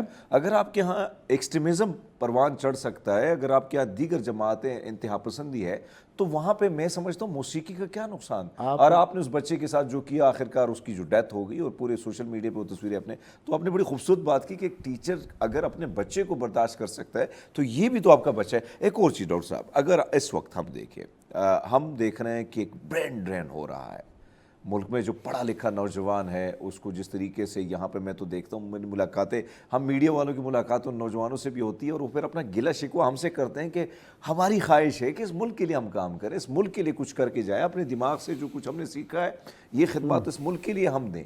لیکن کہیں نہ کہیں جو کوتاہیاں، غلطیاں، جو چیزیں ایسی ہوتی ہیں کہ وہ بچے جو ہیں یہاں سے نکل جاتے ہیں. اس برین ڈرین کا مستقبل میں اس ملک کو کیا نقصان ہوگا اور اس کو کیسے روکا جائے؟ بالکل یہ بہت بڑا نقصان ہے. ظاہر ہے بچہ، آپ یہ دیکھیں نا کہ ایک بچے کی تعلیم پہ اسٹیٹ کا اسکول سے لے کر یونیورسٹی تک اسٹیٹ کا اچھا خاصا خرچہ ہوتا ہے. یس آپ بچہ اسکول جا رہا ہے یا نہیں جا رہا, اسٹیٹ کا انویسٹمنٹ تو ہو رہی ہے. اور آپ کی کسی ملک کی بھی اکانومی یا کسی ملک کی جو اسٹیبلٹی ہے اس میں نوجوانوں کا بڑا اہم کردار ہے. اب ایک تو وہ ہوپ لیسنس سے ہمیں پازیٹیوٹی کی طرف, اس میں again university, school, education institutes کا بڑا اہم رول ہے, کیونکہ موجودہ جو دور ہے جس میں سوشل میڈیا میں بچے کو ایکسیس ہے, ظاہر ہے بچہ کسی طرف بھی راغب ہو سکتا ہے. دوسرا پیئر پریشر ہے جو جاب کے حوالے سے, ظاہر ہے ہماری فائنینشیل, ہمارا جو ڈائنمکس ہے ملک کی کہ بچے کو پڑھایا جاتا ہے کہ کل کو فیملی کو سپورٹ کرے گا, اور ایک بچہ کمائے گا اور باقی سب بیٹھ کے کھائیں گے. ہمیں تھوڑی یہ سائیکی سے بھی نکلنے کی ضرورت ہے, اور بچے کو یہ ریلائز کرنے کی ضرورت ہے کہ صرف نوکری نہیں ہے, آپ اپنا چھوٹا موٹا بزنس کر کے, آپ کوئی بھی کریٹیو آئیڈیا لے کے فری لانسنگ کر کے بھی آپ کر سکتے ہیں. اور دوسرا گورنمنٹ پہ بہت اہم ذمہ داری عائد ہوتی ہے کہ وہ ایسا ایکو سسٹم ڈیولپ کریں جہاں نوجوان جو بالخصوص یونیورسٹیز سے گریجویٹ نوجوان ہیں, پڑھے لکھے نوجوان ہیں, ایسا نہیں ہے کہ پوٹینشیل نہیں ہے. میں ابھی بھی بات کروں, اس دفعہ CSS کے ایگزام میں بھی ہمارے بچوں نے, میں اپنے قائد یونیورسٹی کے بچے نے ٹاپ کیا. ہمیشہ سے پبلک سیکٹرز ہوں یا پرائیویٹ سیکٹر ہوں, ہمارے نوجوانوں کے اندر یقین جانے بہت پوٹینشیل ہے, ان کے اندر حب الوطنی بھی بہت ہے. ایک اور چیز, اب اگر ہم بات کریں جو اپنے پڑوسی ملک کی بات کی, میں کچھ انٹرویوز نوجوانوں کے دیکھ رہا تھا, اس میں سے بھارت کے جو نوجوان تھے, بنگلہ دیش کے جو تھے, جو یہاں سے آپ جیسے اساتذہ جو ہیں نوجوانوں پہ اتنی محنت کر کے کہیں نہ کہیں وہ پہنچ جاتے ہیں, اسکالرشپ پہ چلے جاتے ہیں, ویسے یہاں سے PhDs آپ بھی باہر سے ماشاءاللہ پڑھے ہیں, مختلف ممالک میں آپ نے پڑھائی کی ہے. سو یہ جب وہاں جاتے ہیں تو میں پاکستانیوں کی انٹرویو دیکھ رہا تھا, وہ کہتے ہیں کہ جو انڈین آتے ہیں, دیگر آتے ہیں, ان کو گورنمنٹ سپورٹ کرتی ہے. ہم جا کے ایک طرف تو ہم نے اتنا مشکل ہوتا ہے, ریسرچ پیپر ہے, چیزیں سیٹ کرنی ہے, کام کرنا ہے, کلاس لینی ہے, پھر جا کے ہم نے جاب بھی کرنی ہے تاکہ اپنے ایجوکیشن کو بھی برقرار رکھا جا سکے. اب اگر PhDs کی تعداد کی بات کریں, ایک طرف تو ہم دیکھ رہے ہیں یعنی کم بھی ہے, اور پھر جو بہت سارے چلے جاتے ہیں آتے نہیں ہیں. اس کو کیسے, کیا کتنا ضروری ہے, جب آپ اسٹوڈنٹ لائف میں تھے آپ پہ بھی بڑی مشکلات گزری ہوں گی, کس طرح تھپکی ہونی چاہیے, کتنا سپورٹ ہونا چاہیے تاکہ یہ نوجوان اگر آ سکے کچھ وہاں سے سیکھ کے آ سکے؟ دیکھیں, آپ دنیا کی ڈیولپ اکانومیز کی بات کریں نا, آج MIT ہارورڈ کی ایگزامپل دیتے ہیں, ان کا ریسرچ انڈومنٹ اور ریونیو اور آؤٹ پٹ کتنی اچھی ہے. یہ ضروری ہے گورنمنٹ کو, جیسے میں نے شروع میں بات کی تھی کہ آپ کو یونیورسٹیز کو ایجوکیشن کو پرائورٹائز کرنا ہے. کم از کم آپ 4% GDP کا خرچ کریں. اب ملک کے ایکو سسٹم کے اندر یہ جو گروتھ ہے, پروڈکشن انڈسٹری ہے, فیکٹریز آپ کی IT سیکٹر, آپ کا ایگریکلچر سیکٹر, آپ کا کمیونیکیشن سیکٹر, ٹیکسٹائل سیکٹر, ان چیزوں کو یہ گریجویٹ جتنے ہزاروں کی تعداد میں, لاکھوں کی تعداد میں, چاہے وہ بیسک سائنسز کے ہیں, سوشل سائنسز کے ہیں, اس معاشرے کے اندر ضرورت ہے. باہر کیوں جاتے ہیں یا واپس کیوں نہیں آتے جو PhD کرنے جاتے ہیں؟ ظاہر ہے جاب انسیکیورٹی ہے, کچھ سوشل انسیکیورٹیز بھی ہوں گی, لیکن پیئر پریشر ہے, جاب انسیکیورٹی ہے, اس لیے ان کو. ڈاکٹر صاحب, ویسے تو گفتگو کا مزہ بھی آ رہا ہے, بہت کچھ سیکھنے کو بھی مل رہا ہے, اور بہت میرا انٹرسٹ کا یہ ٹاپک ہے, لیکن چونکہ پروڈیوسر صاحب اشارہ بار بار دے رہے ہیں کہ بھائی صاحب ٹائم کم ہے, میں چاہتا ہوں ایک تو میں آپ کا شکریہ ادا کرنا چاہتا ہوں کہ اتنا آپ نے ہمارے لیے وقت نکالا, اور آپ جیسے لوگوں سے ہی سیکھنے کا موقع ملتا ہے, اور بہت سارے لوگ جو ہیں استفادہ حاصل کرتے ہیں. جاتے جاتے نوجوانوں کو آپ کیا پیغام دیں گے؟ Thank you very much. میں نوجوانوں سے کہنا چاہوں گا کہ یہ آپ نے پازیٹیو رہنا ہے, امید کا دامن نہیں چھوڑنا. دیکھیں, آپ کے اندر تبدیلی لانے والی چیز آپ ہیں, آپ نے اس ملک کی قسمت بدلنی ہے, آپ کو اپنے آپ پہ کانفیڈنس لانا ہے, آپ نے جاب سیکر نہیں بننا, آپ نے اسکل سیکھنی ہے تاکہ آپ لوگوں کو جاب پرووائڈ کر سکیں, اور آپ نے مثبت ضرور رہنا ہے, آپ نے مایوس نہیں ہونا. یہ اللہ پاک نے اس ملک کے اندر بہت پوٹینشیل رکھا ہے, یہاں ڈفرینٹ سیزنز ہیں, بہت سی چیزیں ہیں. آپ کی پازیٹیوٹی سے اور آپ کی استقامت سے انشاءاللہ یہ ملک ترقی بھی کرے گا, اور آپ نے جو آپ کی پروگریس ہے وہ لنکڈ ہے آپ کی اپروچ کے ساتھ. بہت شکریہ ڈاکٹر صاحب, بڑا خوبصورت پیغام آپ کو دیے, اور میں بھی یہی کہوں گا کہ جب تک آپ پازیٹیو نہیں ہیں اور اپنے آپ کے ساتھ مخلص نہیں ہیں تو پھر, اور اگر آپ مخلص ہیں اور پازیٹیو ہیں اور آپ محنت کرتے ہیں تو یقین مانیں وہ منزل دور نہیں, اور وہاں پہ میں سمجھتا ہوں کہ آپ کا پہنچنا اور وہاں پہ جانا, وہاں پہ وہ گول اچیو کرنا, میرے خیال میں پھر وہ دور نہیں, آپ اینی ٹائم حاصل کر سکتے. لیکن ضروری ہے پازیٹیو رہنا, محنت کرنا اور کچھ سیکھنا اور آگے بڑھنا. سو وقت ہوا ایک بریک کا, ہمارے ساتھ رہیے. वेलकम बैक जी, प्रोग्राम में आपको खुशामदीद कहते हैं। बात करेंगे मौसमियाती तब्दीलियों के हवाले से, और अगर हम देखें इस वक्त जिस तरीके से ग्लोबल वार्मिंग की अगर बात कीजिए पूरी दुनिया में, यानी कभी सर्दियों का दौरानिया इतना कम हो जाता है और कभी गर्मियों का दौरानिया बढ़ जाता है, तो ये सर्दियों का या गर्मियों का या फिर उसके साथ साथ हम देख रहे हैं कि हम आए रोज़ हम देखते हैं कि फ़लाँ शहर में हीट वेव है, फ़लाँ जगह में जो है गर्मी की शिद्दत इतनी ज़्यादा हो गई है। गुज़श्ता दिनों में आपको याद होगा कि 54 डिग्री सेंटीग्रेड तक दिल्ली में हमने देखा, और फिर उड़ीसा और दीगर इलाकों में हमने हलाकतें भी देखी, यानी गर्मी की शिद्दत इतनी ज़्यादा थी। ये मौसमियाती तब्दीलियाँ क्यों इतनी तेज़ी से रोनुमा हो रही हैं, इसकी रोकथाम के लिए क्या किया जा सकता है, ख़ासकर एग्रीकल्चर पर इसका कितना असर हो रहा है इस वक्त। तो इसी पर बात करने के लिए आज स्टूडियो में हमारे साथ मौजूद हैं, पाकिस्तान टेलीविज़न से इन्होंने अपनी सहाफ़त का भी आगाज़ किया, क्लाइमेट चेंज एक्टिविस्ट हैं, मुख्तलिफ प्लेटफॉर्म पे काम इस वक्त अगर हम देखें ख़ासकर मौसमियाती तब्दीली के हवाले से आपको इंटरनेशनल प्लेटफॉर्म पे भी नज़र आती हैं। PARC में इस वक्त ये अपनी खिदमत सरंजाम दे रही हैं। हिना चौधरी हमारे साथ हैं। हिना, बहुत शुक्रिया आपका। इस वक्त जो सिचुएशन है, यानी अगर हम देखें माजी में हमें याद है, मुझे याद है कि भाई साहब यानी सर्दियाँ होती थी तो उसका दौरानिया भी बराबर होता था, गर्मियाँ आती थी तो गर्मियाँ भी, मतलब एक टाइम टेबल था। अब दुनिया बड़ी बदल चुकी है, यानी हमने इस वक्त देखा कि अप्रैल के महीने तक सर्दियाँ थी, यहाँ पे ठंडी ठार हवाएं चल रही थी, मौसम ने काफ़ी इंजॉय किया। सो क्या लगता है कि ये तब्दीली इतनी तेज़ी से क्यों रुनवा हो रही है? अच्छा, क्लाइमेट चेंज की हम बात करते हैं ना, तो हरमीत लोगों को लगता है कि ये एक फ़िनोमेना है, ग्लोबल फ़िनोमेना है, यहाँ तक बात ठीक है। लेकिन अगर लोगों को ये गलत फहमी है बहुत सारे लोगों को कि ये जो आपने जिसका जिक्र किया ना, सर्दियों का दौरानिया, गर्मियों की शिद्दत, इसको कहते हैं टर्मिनोलॉजी में एक्सट्रीम वेदर इवेंट्स, यानी सर्दियाँ अपना लॉन्ग टर्म हो रही हैं, वेदर पैटर्न चेंज कहते हैं इसको, कि चेंज आ रहा है वेदर में, तो लोगों को लगता है ये कभी ना कभी ठीक हो जाएगा। लेकिन बजाय इसके कि हम ये सोचें कि ये चीज़ें ठीक हो जाएंगी, वो वेदर पैटर्न जो चेंज हुआ है वो दोबारा से सेटल डाउन हो जाएगा, ऐसा नहीं है। We have to live with climate change now. Climate change वो कहते हैं आ नहीं रहा, आ गया है। अब हमें इसके साथ लड़ना है, काउंटर करना है। अब आपने एक्सट्रीम वेदर इवेंट्स की बात की, यहीं से एग्जांपल ले लेते हैं, और फिर आपने एग्रीकल्चर को बड़ा अच्छा रिलेट किया, और मैं हमेशा सच टीवी को क्रेडिट देती हूँ इस चीज़ का कि क्लाइमेट चेंज पर जितनी बात करेंगे, the more awareness you will give, the more you will be able to counter it, क्योंकि लोगों को आगाही होगी। वो जो किसान बैठा हुआ है ना फील्ड में, उसको भी पता चलेगा कि अगर वेदर पैटर्न चेंज हुआ है ना हरमीत, तो सबसे ज़्यादा इफेक्ट क्या है, एग्रीकल्चर इकोनॉमी है हमारी। तो अब सोइंग और हार्वेस्टिंग टाइम पीरियड भी तो चेंज हो गया ना, बारिशों का सिलसिला चेंज हो गया कि इस मौसम में बारिश हो रही है, क्रॉप को इस टाइम पे पानी चाहिए था। तो ये वाली अवेयरनेस फार्मर को चाहिए। अच्छा, एक चीज़ जो बात आपने कर दी कि हम अगर इस वक्त बात करें एग्रीकल्चर के हवाले से, एक ज़रूरी मुल्क है, और फिर जो तब्दीलियाँ हो रही हैं तो नुकसान किसान को, और ख़ुदकुशियाँ आपने देखा भारत में जिस तरीके से ख़ुदकुशियाँ हुई, फिर पाकिस्तान में जो स्ट्राइक्स हुए हैं, क्योंकि ज़ाहिर बात है इफेक्ट बहुत तेज़ी से पड़ रहा है। ये क्लाइमेट स्मार्ट एग्रीकल्चर, इसके हवाले से मैं चाहता हूँ कि ये क्लाइमेट, बिल्कुल वेरी गुड क्वेश्चन, और लोग इस टर्मिनोलॉजी से कुछ फेमिलियर भी हैं, कुछ नहीं भी, उनके लिए बताना चाहूँगी। क्लाइमेट स्मार्ट एग्रीकल्चर से मुराद ये है कि अगर एग्रीकल्चर पर क्लाइमेट चेंज का, मौसमियाती तब्दीली का असर हो रहा है, तो जो मैं कह रही हूँ ना, हम तैयार हो जाएं उससे लड़ने के लिए, उससे काउंटर करने के लिए। तो उस सूरत में एक साइंटिस्ट ने ये टर्म निकाली जिसको क्लाइमेट स्मार्ट एग्रीकल्चर कहा जाता है। यानी कि अब एग्रीकल्चर में अगर हम बात करें तो एक तो क्लाइमेट स्मार्ट एग्रीकल्चर ये है कि जो मैंने कहा ना, वेदर पैटर्न चेंज हो रहा है लैंड में, हार्वेस्टिंग और टाइम स्विंग पीरियड, तो उसके लिए एग्रो इकोलॉजिकल जोनेशन। अभी आपको मैं बताती चलूँ, और हमारे नाजरीन के लिए भी, पाकिस्तान में पाकिस्तान एग्रीकल्चर रिसर्च काउंसिल ने under the umbrella of ministry of national food security and research पहली बार अपडेट किया है ये मैप कि कौन से क्लाइमेट किस रीजन में चेंज हुआ है, अब उसके मुताबिक वहां पर कौन सी क्रॉप ग्रो करेगी।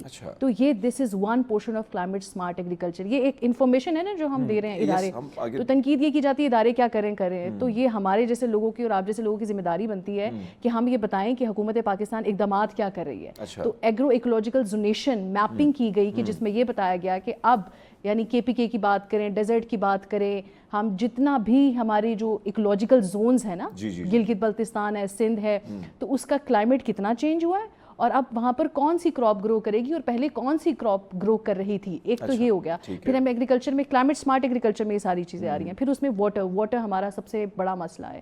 ہم کہتے ہیں کہ واٹر کرائسس نہیں ہے, it's mismanagement of water. Water کا یوز ٹھیک نہیں ہے, واٹر ایفیشینٹ آپ کہیں نا اپنے پر کیپیٹا بھی واٹر اویلیبلٹی بھی ہیومن کی کم ہو رہی ہے ان پاکستان بھی ورلڈ میں بھی. تو اس کے لیے کلائمیٹ سمارٹ ایگریکلچر میں کیا کیا گیا, اس میں یہ کیا گیا کہ ڈرپ اریگیشن سسٹم متعارف کرایا گیا تاکہ اسپرنکلنگ واٹر سسٹم متعارف کرایا گیا. یعنی یہ جو پائپ ہم دیکھتے ہیں نا فصلوں میں لگے ہوتے ہیں, آپ ابھی بھی ہم پارکس میں دیکھتے ہیں کہ وہ پائپ لگا کے چھوڑ دیتے ہیں, نل کا کھلا ہے پانی کا, گاؤں دیہاتوں میں وہ فارمر کو اتنی اویئرنیس نہیں, پانی جا رہا ہے. تو اس میں انہوں نے یہ کیا کہ ڈرپ اریگیشن سسٹم ہو, یعنی قطرہ قطرہ پانی اسپرنکلنگ کے تھرو جائے, پانی کا ایفیشینٹ یوز بھی ہو رہا ہے, جتنا ریکوائرمنٹ ہے اتنا ہی سرزمین میں جا رہا ہے, اور آپ کی کراپ بھی گرو کر رہی ہے. تو یہ تمام ٹیکنالوجیز PRC نے متعارف کرائی ریسرچ کے تھرو, اور یہ کلائمیٹ سمارٹ ایگریکلچر کا نام اس کو دیا جاتا ہے. اب صرف ایک چیز میں ضرور فارمر تھوڑا سا ٹرسٹ ڈیفیسٹ ہے. ٹیکنالوجیز آتی ہے نا, کسان پڑھا لکھا نہیں ہے, اس کو لگتا ہے کہ نہیں میں جو کر رہا ہوں وہ ٹھیک ہے, ہم تو نسل در نسل یہ کام کر رہے ہیں, ہم کیوں ہم ٹیکنالوجی لے لیں گے, ایک تو یہ مہنگی بھی ہے اور اوپر سے نہ چلی تو پیسے ضائع, اور کیا پتہ یہ حکومت ہمارے ساتھ ہے بھی یا نہیں, ہم اپنا ہی گڑھ چوڑ کرتے ہیں. تو میری ان بھائیوں کسان بھائیوں سے بھی درخواست ہے کہ یہ سب کچھ آپ کے لیے, تو ٹیکنالوجی کو اڈاپٹ کرنا ہے ہم نے, کچھ کوئی سٹیپ ہم لیں گے, کچھ سٹیپ وہ آگے بڑھیں گے, تو مل کے خوبصورت بات آپ نے کی کہ آپ لوگوں نے مایوس نہیں ہونا, اور کام ہو رہا ہے اور گراؤنڈ پہ بہت سارا کچھ ہو رہا ہے, لیکن آپ لوگوں نے بھی کچھ آگے سیکھنا ہے. لیکن ایک چھوٹا سا مونٹاج ہے کلائمیٹ چینج کے حوالے سے, میں چاہتا ہوں ہمارے پروڈیوسر صاحب وہ دکھا دیں.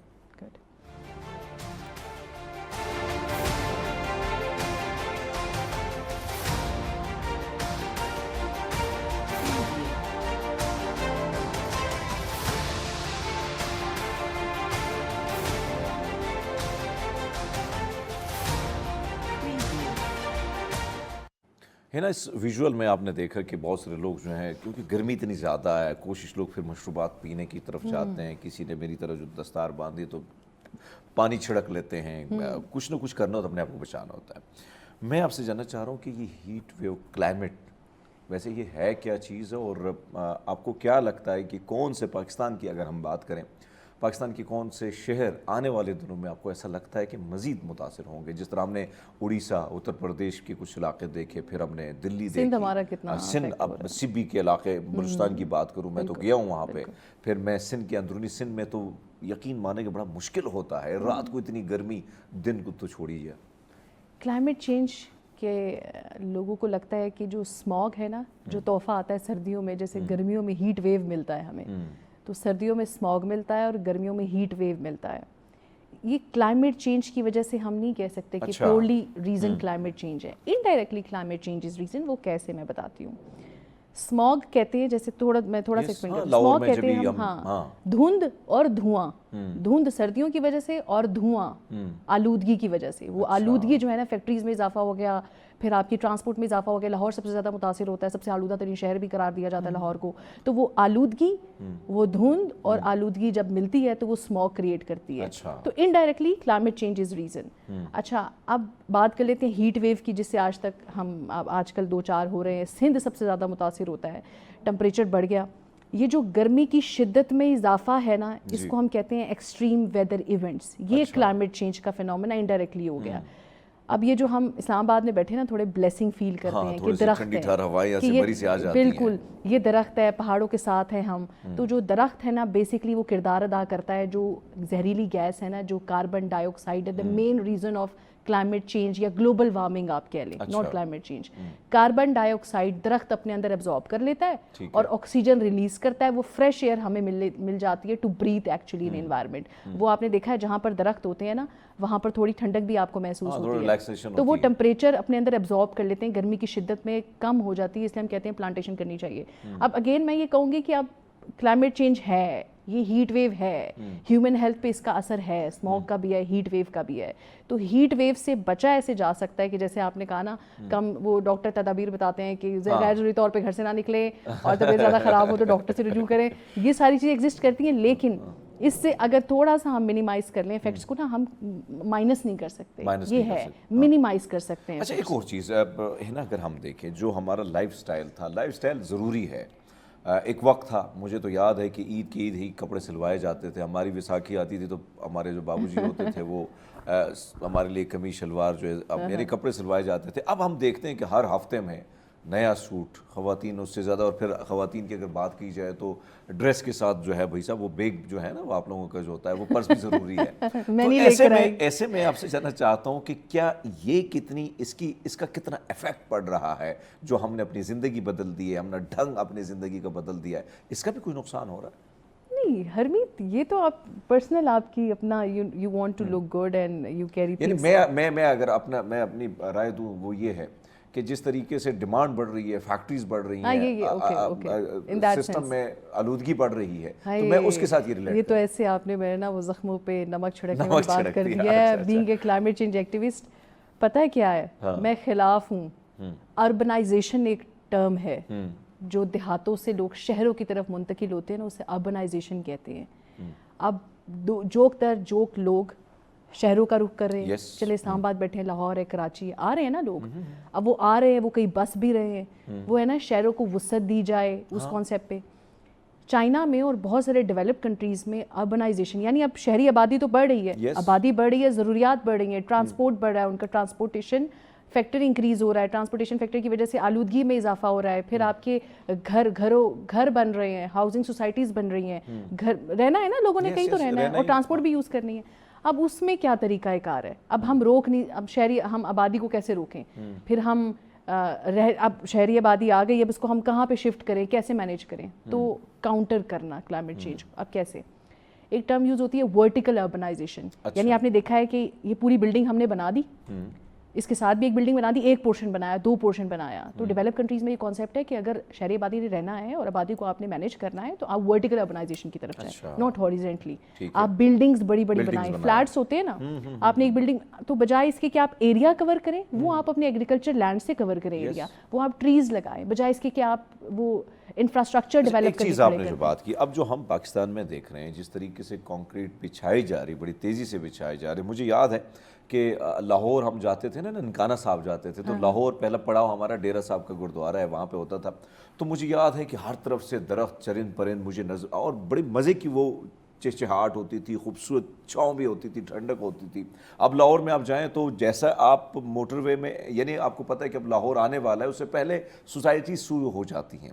اس کا ایگریکلچر پہ کتنا اثر پڑے گا آنے والے دنوں میں فوڈ کے حوالے سے, اور پھر یہ جو کلائمیٹ چینج جس پہ آپ کام کر رہی ہے, اس کا کتنا, یعنی اس پر یہ اثر انداز ہو رہے ہیں؟ بہت اثر ہو رہا ہے اور بہت اثر ہوگا. This is an alarming situation now. یہ میں نہیں کہہ رہی, ایک انٹرنیشنل میگزین کا کوٹیشن کوٹ کرتی ہوں, terrorism is not big issue as far climate change is now. You know, اتنا انٹینسٹی بڑھ گیا, یہ الارمنگ سچویشن ہے. پاکستان سب سے زیادہ افیکٹ ہو رہا ہے, کنٹریبیوٹ سب سے کم کر رہا ہے. یہ climate change is merely a war between developed, under developing nations. ہرمیت دیکھیں آپ, developed nations have developed now. انہوں نے جو فیکٹریز لگانی تھیں, جو بھی انفراسٹرکچر ڈیولپ کرنا تھا وہ کر لیا. اس کا خمیازہ بھگتا ڈیولپنگ اور انڈر ڈیولپ نیشن نے, جو بھی گرو کر رہے تھے اور سب سے زیادہ افیکٹ ہو رہے ہیں, اور ہمارے جیسے ملک. ایگزیکٹلی. تو ہم اسی لیے ہم کہتے ہیں کہ وہ تو ڈیولپ کر کے at which cost, at our cost, یہ بھگتنا ہمیں پڑ رہا ہے. تو یہ چیز ہے. اور جو آپ کہہ رہے ہیں نا کہ آنے والے دنوں میں ایگریکلچر لینڈ کو اگر اس میں لنک کروں میں, بہت افیکٹ پڑتا ہے. آپ دیکھیں کہ ایک لینڈ جہاں پر ایگریکلچر آپ کا گرو کر سکتا ہے, مختلف کراپس ہیں, ہمارا ویٹ ہے, بلوچستان کی بات کریں, کوئٹہ کی بات کریں, Pakistan is a blessing in terms of climate. وہ ایسے کہ ہر سرزمین میں, ہر صوبے میں, ہر کلائمیٹ کے اکارڈنگلی ہماری کراپ سپیشیز ہیں جو گرو ہو سکتی ہیں, اور سرپلس میں, یعنی وافر انداز میں, اتنی کہ آپ امپورٹ کو چھوڑیں, آپ سرپلس میں جا کے آپ ایکسپورٹ کریں پاکستان سے.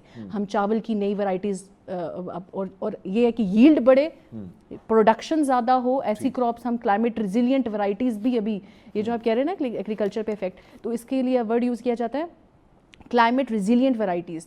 یعنی کلائمیٹ چینج ہوتا رہے لیکن وہ جو کراپ ہم نے بیج گرو کی ہیں وہ اس نوعیت کی, وہ اتنے طاقتور ہیں کہ کلائمیٹ کو وہ کاؤنٹر کریں گے, اس کے اکارڈنگلی گرو کریں گی. تو ہم سائنس میں اس لیول پر آ گئے کہ ہم نے کلائمیٹ ریزیلینٹ ورائٹیز بھی ڈیولپ کی ہیں. لیکن دس از این الارمنگ سچویشن کہ جب آپ کوئی گھر بھی بناتے ہیں نا, ہمارے یہاں کانسیپٹ نہیں, یہ اربنائزیشن یا سوسائٹیز بنائی, تو اس میں ایک اربن پلانر رکھے نا, ایک سائنٹسٹ رکھے نا, ایک ایگریکلچرسٹ رکھے نا, آپ کو وہ یہ بتائے گا کہ یہ land sir this is for agriculture, agriculture, ہم تو یہ کوئی پیٹرول پمپ, کوئی اسکول, کوئی گھر, کوئی سوسائٹی, ہم کہیں بھی گرو کر سکتے ہیں, کہیں بھی بنا سکتے ہیں نا, ڈیولپ کر سکتے ہیں, لیکن یہ ایگریکلچر لینڈ ہے. لیکن اگر اسی رفتار سے ہمارا انفراسٹرکچر ڈیولپ ہوتا گیا ان اسلام آباد, ان پاکستان, تو will be losing our agriculture land badly. اگر ہم دیکھیں زیادہ تر جو آپ یہ تو کنکریٹ بچھائی جا رہی ہے, سوسائٹی پہ سوسائٹی بن رہی ہیں, فائلیں پہ فائلیں بک رہی ہیں. جو بات آپ نے کی بڑی خوبصورت بات کہ پانی کا بڑا مسئلہ آ سکتا ہے. اب میں اگر بات کروں تو ماضی میں اگر ہم جائیں, ہم دیکھیں تو اس زمانے میں پانی ایک انسان کے لیے کتنا تھا, آج کتنے گیلن رہ گیا ہے.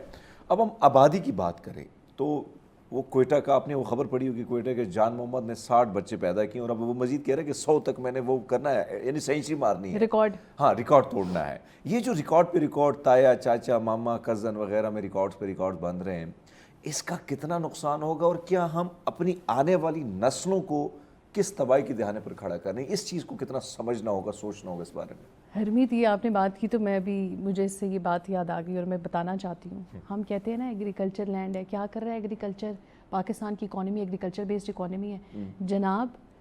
یہ جو آپ بچے ہوئے ہیں نا, یہ جو ہم چل رہے ہیں نا, یہ خوراک کی وجہ سے چل رہے ہیں, یعنی ایگریکلچر کی وجہ سے چل رہے ہیں. حرمیت آبادی بڑھ گئی ہے, خود ہی آپ بتا رہے ہیں, لوگ ایکسیپٹ کر رہے ہیں. تو کیا آپ کو لگتا ہے کہ ایگریکلچرسٹ نے کچھ کیا نہیں, اداروں نے کچھ کیا نہیں؟ اگر کچھ نہیں کیا تو اتنی آبادی آپ کی جو بڑھ رہی ہے اور آپ ریکارڈ پہ ریکارڈ بنا رہے ہیں, وہ کہاں سے کھا رہے ہیں؟ تو ہم ہماری جو پروڈکشن تھی نا, ییلڈ تھی, ہم ایگریکلچر لینڈ سے لے رہے تھے. کسان کی بھی محنت ہے, اداروں کی بھی محنت ہے, وہ کراپ ورائٹیز کی بھی وہ جو ہم گرو کرتے ہیں, اسی کی وجہ سے جناب آپ کی جو آبادی بڑھ رہی ہے نا, ہم ان کو کھلا رہے ہیں, تو پاکستان کو ہم پال رہے ہیں. یعنی آبادی کو کنٹرول کرنا ہوگا, ہے نا. لیکن جاتے جاتے آپ مختصر سا پیغام دیکھنے والوں کو آپ کیا پیغام دیں گے کلائمیٹ چینج کے حوالے سے؟ کلائمیٹ چینج جناب ایک گلوبل فینومینا ہے, اور اس سے ہم بچ نہیں سکتے, لیکن اس سے ہم لڑ سکتے ہیں, اور وہ لڑ ایسے سکتے ہیں ٹو کاؤنٹر کلائمیٹ چینج. جیسے ایگریکلچر لینڈ کی بات کریں, واٹر ریسورسز کی بات کریں, تو اٹس اس, یہ ٹو وے ٹریفک ہے. It's if government is playing their role, one should come ahead اور ان کے ساتھ مل کر کام کریں. تو تنقید کے بجائے آپ میرے خیال میں مل کر کام کریں تو we can counter this climate change, and Pakistan is doing great job when we talk about climate change effects. Thank you. بڑا خوبصورت پیغام حنا چودھری نے دیا, اور میں سمجھتا ہوں کہ ضروری ہے کہ حکومت کی طرف صرف نہ دیکھا جائے, بلکہ اپنی ذات کا سوچا جائے, خود بھی سوچا جائے کہ ہم کیا کر سکتے ہیں, کون سی ایسی چیز ہے جس میں ہم بہتری لا سکتے ہیں. کیونکہ یہ ملک ہمارا ہے, یہ ملک ایک گھر کے مانند ہے. اگر ہم گھر کا اپنا سوچ سکتے ہیں تو وائی ناٹ ہمارا ملک. تو میرے خیال میں ہم سب نے کام کرنا ہوگا, اور بہت ساری چیزیں خاص کر جو آبادی کے حوالے سے ہم بارہا پیغام دیتے ہیں, آپ نے اپنے بچوں کو آگے پڑھانا ہے, ان کو ایجوکیشن دینا, ان کو اچھی تربیت دینا, ایک اچھا انسان بنانا ہے. تو ضروری نہیں ہے کہ آپ جان محمد کی طرح 65 بچے پیدا کریں, آپ کم سے کم جو ہے وہ دو سے بھی کام چل سکتا ہے, زندگی اچھی گزر سکتی ہے. سو بہرحال دوستوں, آپ سے فیڈ بیک ضرور لیں گے پروگرام کے حوالے سے. آج کا وقت جو ہے ہمارے پاس تقریباً ختم ہو چکا ہے, اور کل دوبارہ حاضر ہوں گے نئے ٹاپک کے ساتھ. تو دیجیے گا اجازت, اللہ حافظ.